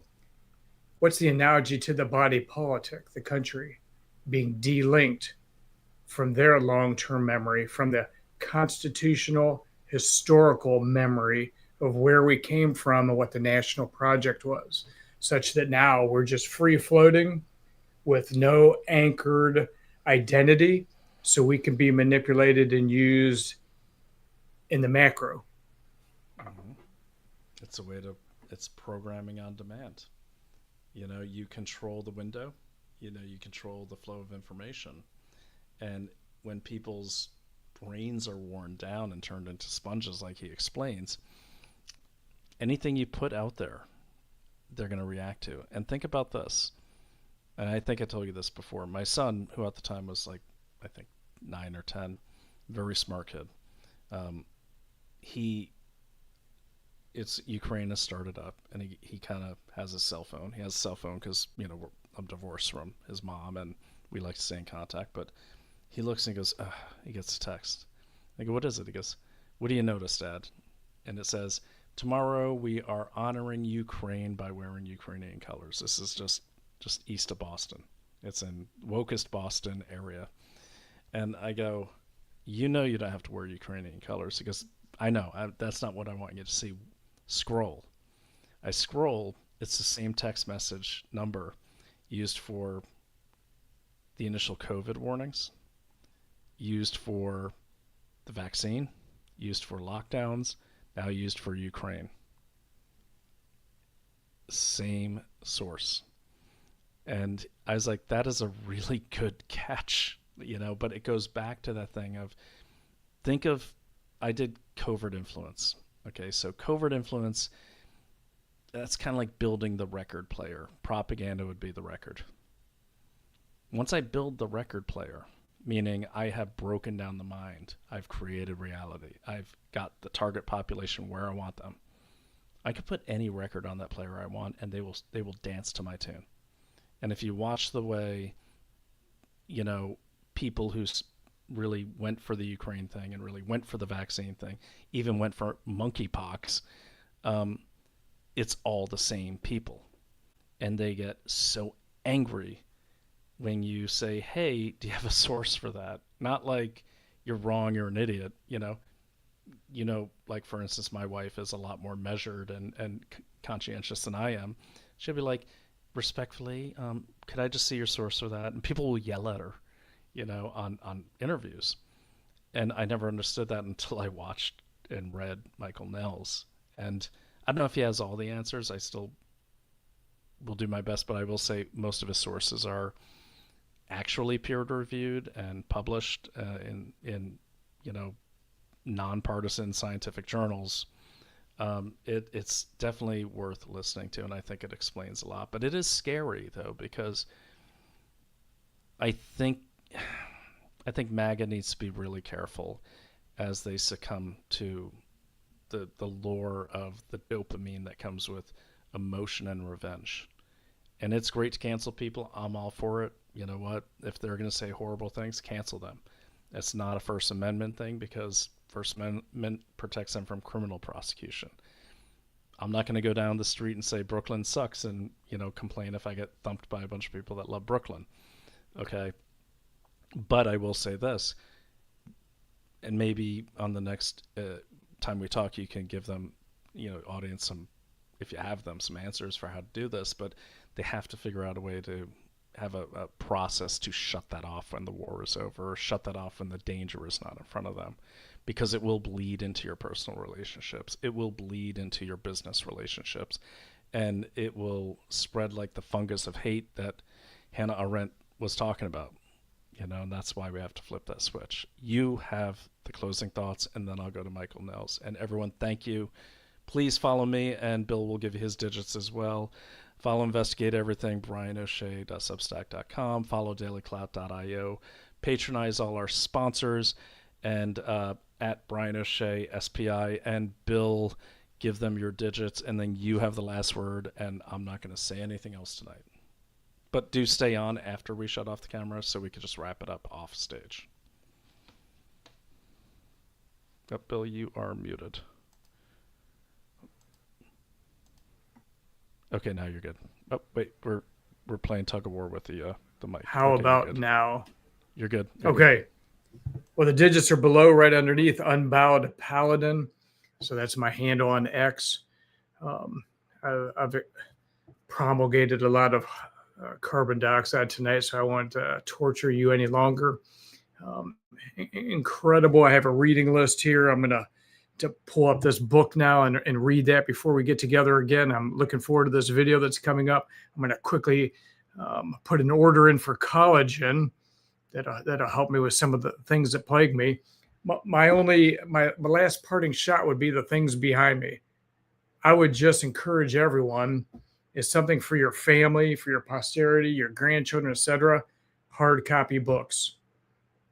Because so much of what's online is curated, you can't necessarily trust it. If you want to remain linked to your history, to understand what happened in the past, you're not a free-floating, vulnerable meat puppet that can be manipulated.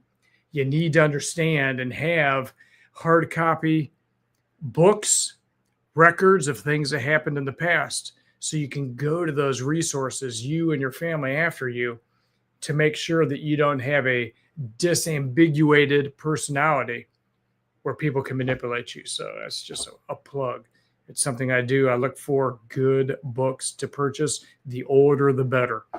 And so I appreciate Brian bringing me on tonight. Hopefully we've entertained you a little bit, maybe caused you to have some thoughts, provoke new thoughts for you. And so we just thank you so much for your time tonight. Let's see the video that we have.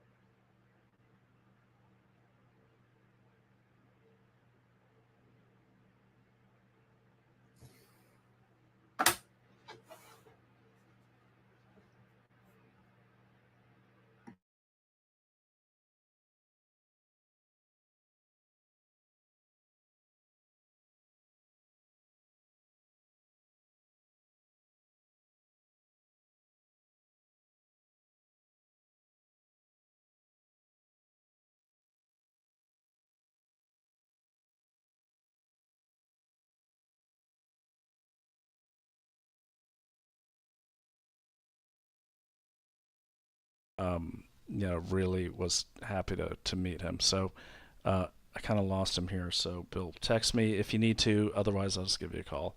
And I'm going to roll this interview with Naomi Wolf and Michael Nels. You definitely want to stick around and watch it. And if you can't, don't forget you. Oh, there you are. No, so I got you up there here, and then what I was saying is I had put this up for you. I love it. Yeah. Yeah, that's So, outstanding. and so yeah, definitely follow Bill. He is a great follow. He's a fantastic follow. And this is, by the way, get ready for this, Bill. You're going to be using StreamYard, so it'll give you a new perspective on solo podcasters, but it's easy once you figure it out. But this is Bill's. I was just saying, I found you on X. Didn't even know you. We had a talk, and then we had a great show, and it was one of the best guests I ever had. So, all right. So I'm going to fire this up. Let me remove that. Let me remove that, and get the Rumble all spun up here. There we go. Let me remove that. Also, you get out of practice too, Bill. So it's been like a month since I've done a stream. So normally I'm a lot smoother than this. But here's what I'm gonna play here. Let me just expand it. I think I'll probably, let me just get to the right spot. Okay. I'm gonna leave it there, and let me share this tab instead. And here we go. Bill, have a great night. And all right, sir. Let's just talk in the morning. It's pretty late. Absolutely. All right. Thank you so much. For coming Enjoyed it. And stick around and watch us. This is a really interesting interview. I sure will. We'll talk tomorrow. Thank you, sir. We really appreciate it.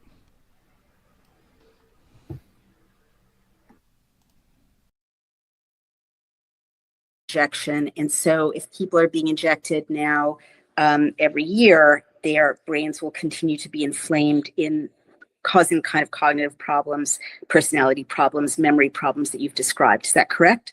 That's correct, because if you stop index production by a continuous neuroinflammatory process, and the cytokines which are released upon spike protein presence in the brain are, for example, interleukin-1, interleukin-6, or TNF-alpha. And just for interleukin-1, it was shown, if you inject it into a mouse, the production of index neurons in the hippocampus is completely stopped. Wow. So it's the most powerful way to stop index neuron production. Oh my which God. means if this continues for several years and we have this fear mongering about all these global issues, and it's always a war, of course. It's a war against a virus. It's a war against climate change. It's a war about whatever. All these wars with the narratives, which are, of course, always coming with a lot of fear, will continue under the situation where you have no index neuron production to diminish the personality and create a person that is essentially a creature that is not only that in the long run, after a few years, might only be remembering essentially the narratives that have been infiltrated in their brain. Oh my God. And if you think about the long-term issue or the long-term goal, at least it's my assumption, if you are able to instill essentially the narrative as the personality in the brain of a large number of people, then a large number of people, maybe a majority in the world, will scream for release of this permanent brain damage and anxiety that is instilled. They will scream for a release, that somebody will stop that. And the only way to stop it is, of course, because all these issues cannot be stopped by any government at all, in a single way. So the only way to stop it is to ask for a global government. Right. Absolutely. So basically, you're explaining how people could go from COVID is the worst thing, and then almost as if a switch had been pressed or pulled. Ukraine is the most important thing. Climate change is the most important thing. And you're saying that it's almost like a vulnerability has been created in their brains so that any fear-based message can be implanted, like changing a cassette almost, and then they'll comply with and align with the message Yeah, that's been implanted. Is that what you're saying? Okay. It's exactly what's happening, because the problem is with the hippocampus learns only new things if they are really new. So if you repeat the same message all the time, then the hippocampus will not be forced to remember it. Right. So you have to change the topic all the time. That's very important. Oh, you're explaining so much. You're also explaining the weird repetition. I mean, I remember during 2021, 2022, looking at the repetition of get vaccinated, safe and effective. All the messages were repeated ad nauseum. And I've been in journalism for 35 years. And I'm like, even when you want an outcome, normal human discourse doesn't call for this kind of repetition. And so you're saying the repetition itself was part of the indoctrination of the indoctrinated brain. Is that what you're saying? It's both. The repetition was at the beginning, but what I couldn't explain was that on the one side, we have this year-long plans for this pandemic. I mean, the plans were out there. They were even planned with the coronavirus by accident, apparently. But anyway, you had this planning and this execution worldwide. But at the same time, at least here in Germany, we experience every day a different type of analysis, a different way to explain the data. Different rules were imposed every day. I noticed that. And this change of didn't make any sense. On the one hand, you have a perfect plan. On the other side, it looks so confusing, and as if they had no idea what's going on. But if you look from the index neuron production, when it's down, you have to, and you want really to override the existing ones and essentially reduce personality and impose the narratives, you have to change certain topics every day. You are absolutely explaining so many mysteries. I mean, I remember watching Britain in 2021, and they changed the rules all the time. First, it was the rule of 6. Then you could sit like this. Then you couldn't sit like that. Then you could go outside. Then you couldn't go outside. And it felt intentional. And now you're saying that is part of the manipulation of our brains. They understand the role. Well, we're inferring that they understand the role of the hippocampus and are doing the things needed to kind of break down personality. This is so terrifying. All right, let's go ahead, because this is incredibly overwhelming. But I think the reason I, wanted to champion your book so passionately is that I think you have found the key to what's really happening. Talk about the role of isolation and fear in this whole process, please. Yeah, I mean, the alternative to a shrinking hippocampus, which is actually happening then, if something, this in the nature, something doesn't grow, it shrinks. And that's actually what's happening. The natural potential of the hippocampus is to grow by a few percent each year, because the hippocampus is essentially our archive of all our memories. And since we grow older, the archive has to grow as well. And actually, the hippocampus is the only region in the brain that grows our whole life. And it can grow with 80 years as efficient as with 18 years.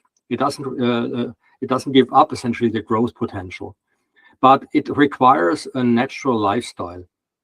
So what was in the Stone Age, essentially our normal life, should be the life today, at least qualitatively.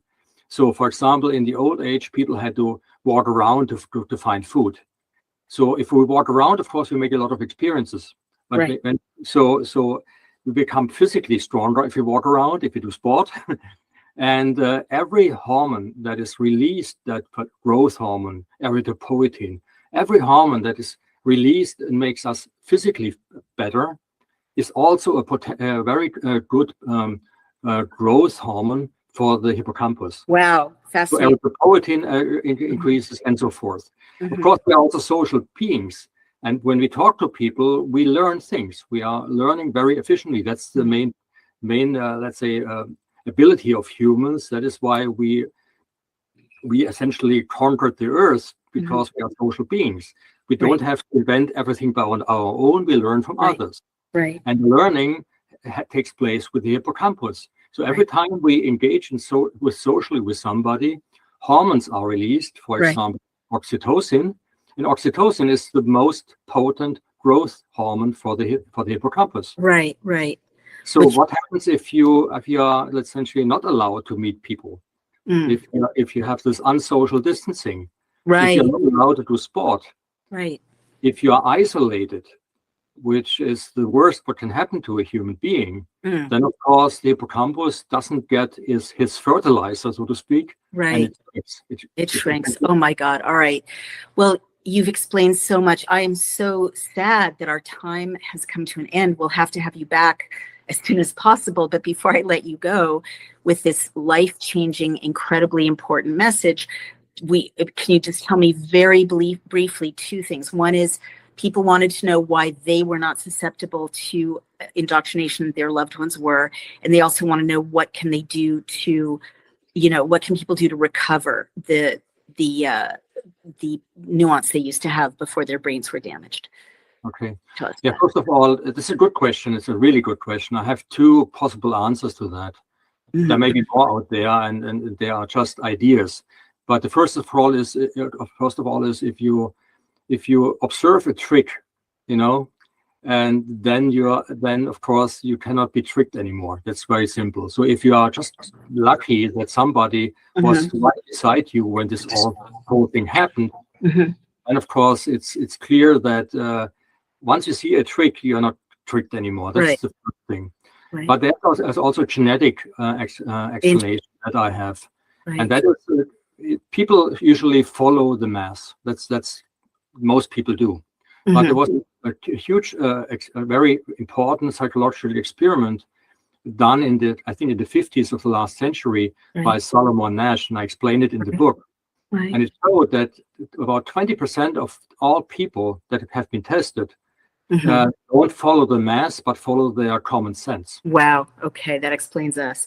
And Well, 20% essentially is the number essentially that we have now, which have not done in this. Right. Okay. I Right. think we're out of time. So I'm so sorry. We're out of time for this so important subject. We've got to get you back on as soon as possible. And everyone, you've got to run and order The Indoctrinated Brain. Pre-order it. It's going to be published shortly. Michael, where can people, I'm sorry, Dr. Nels, where can people find Michael is fine. Where can people find you? Me at my website, I give you all the information. I mean, I have a couple of social media accounts, and if you could name the website, then people will know where to go. Yeah, it's michaelnels.com. Yeah, great. So NELS, that's right.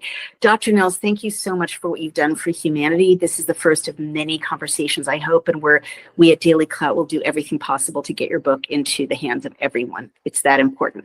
Thanks, everyone. Thank you, Dr. Nels. Take care. Thank you very much. Bye-bye.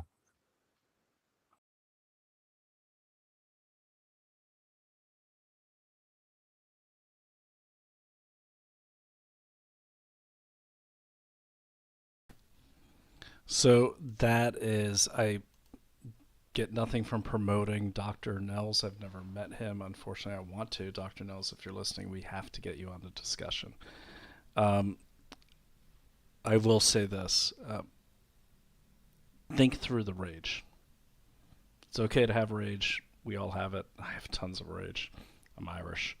But think through it, okay? Because as Dr. Nels just pointed out, you don't want to have your own biography become the narrative. That's happened to half our country. That's why there honestly probably can be no unity. We got to figure out another way to manage that, but think through the rage and think through everything. And like he said, get outside. Shut off the computer, get outside, go meet people, go talk to people. We're the dominant species because we learn from each other.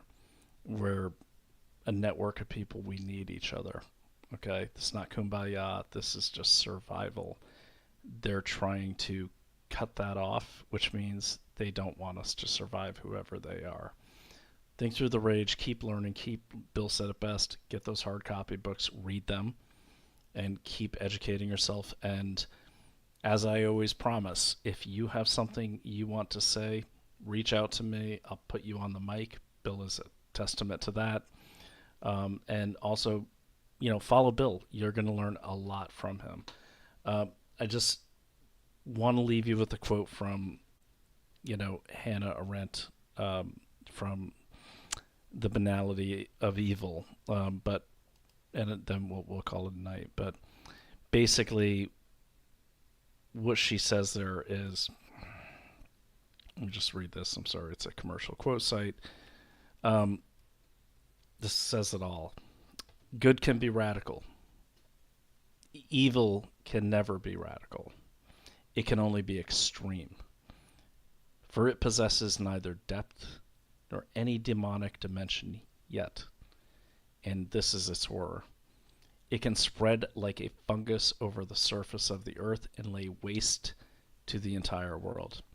Evil comes from a failure to think. Don't stop thinking. I'll see you on the next episode. Thanks for joining us. Have a great night. This is Brian O'Shea with Investigate Everything. Like, subscribe, but more importantly, get outside and go talk to each other. Have a great night.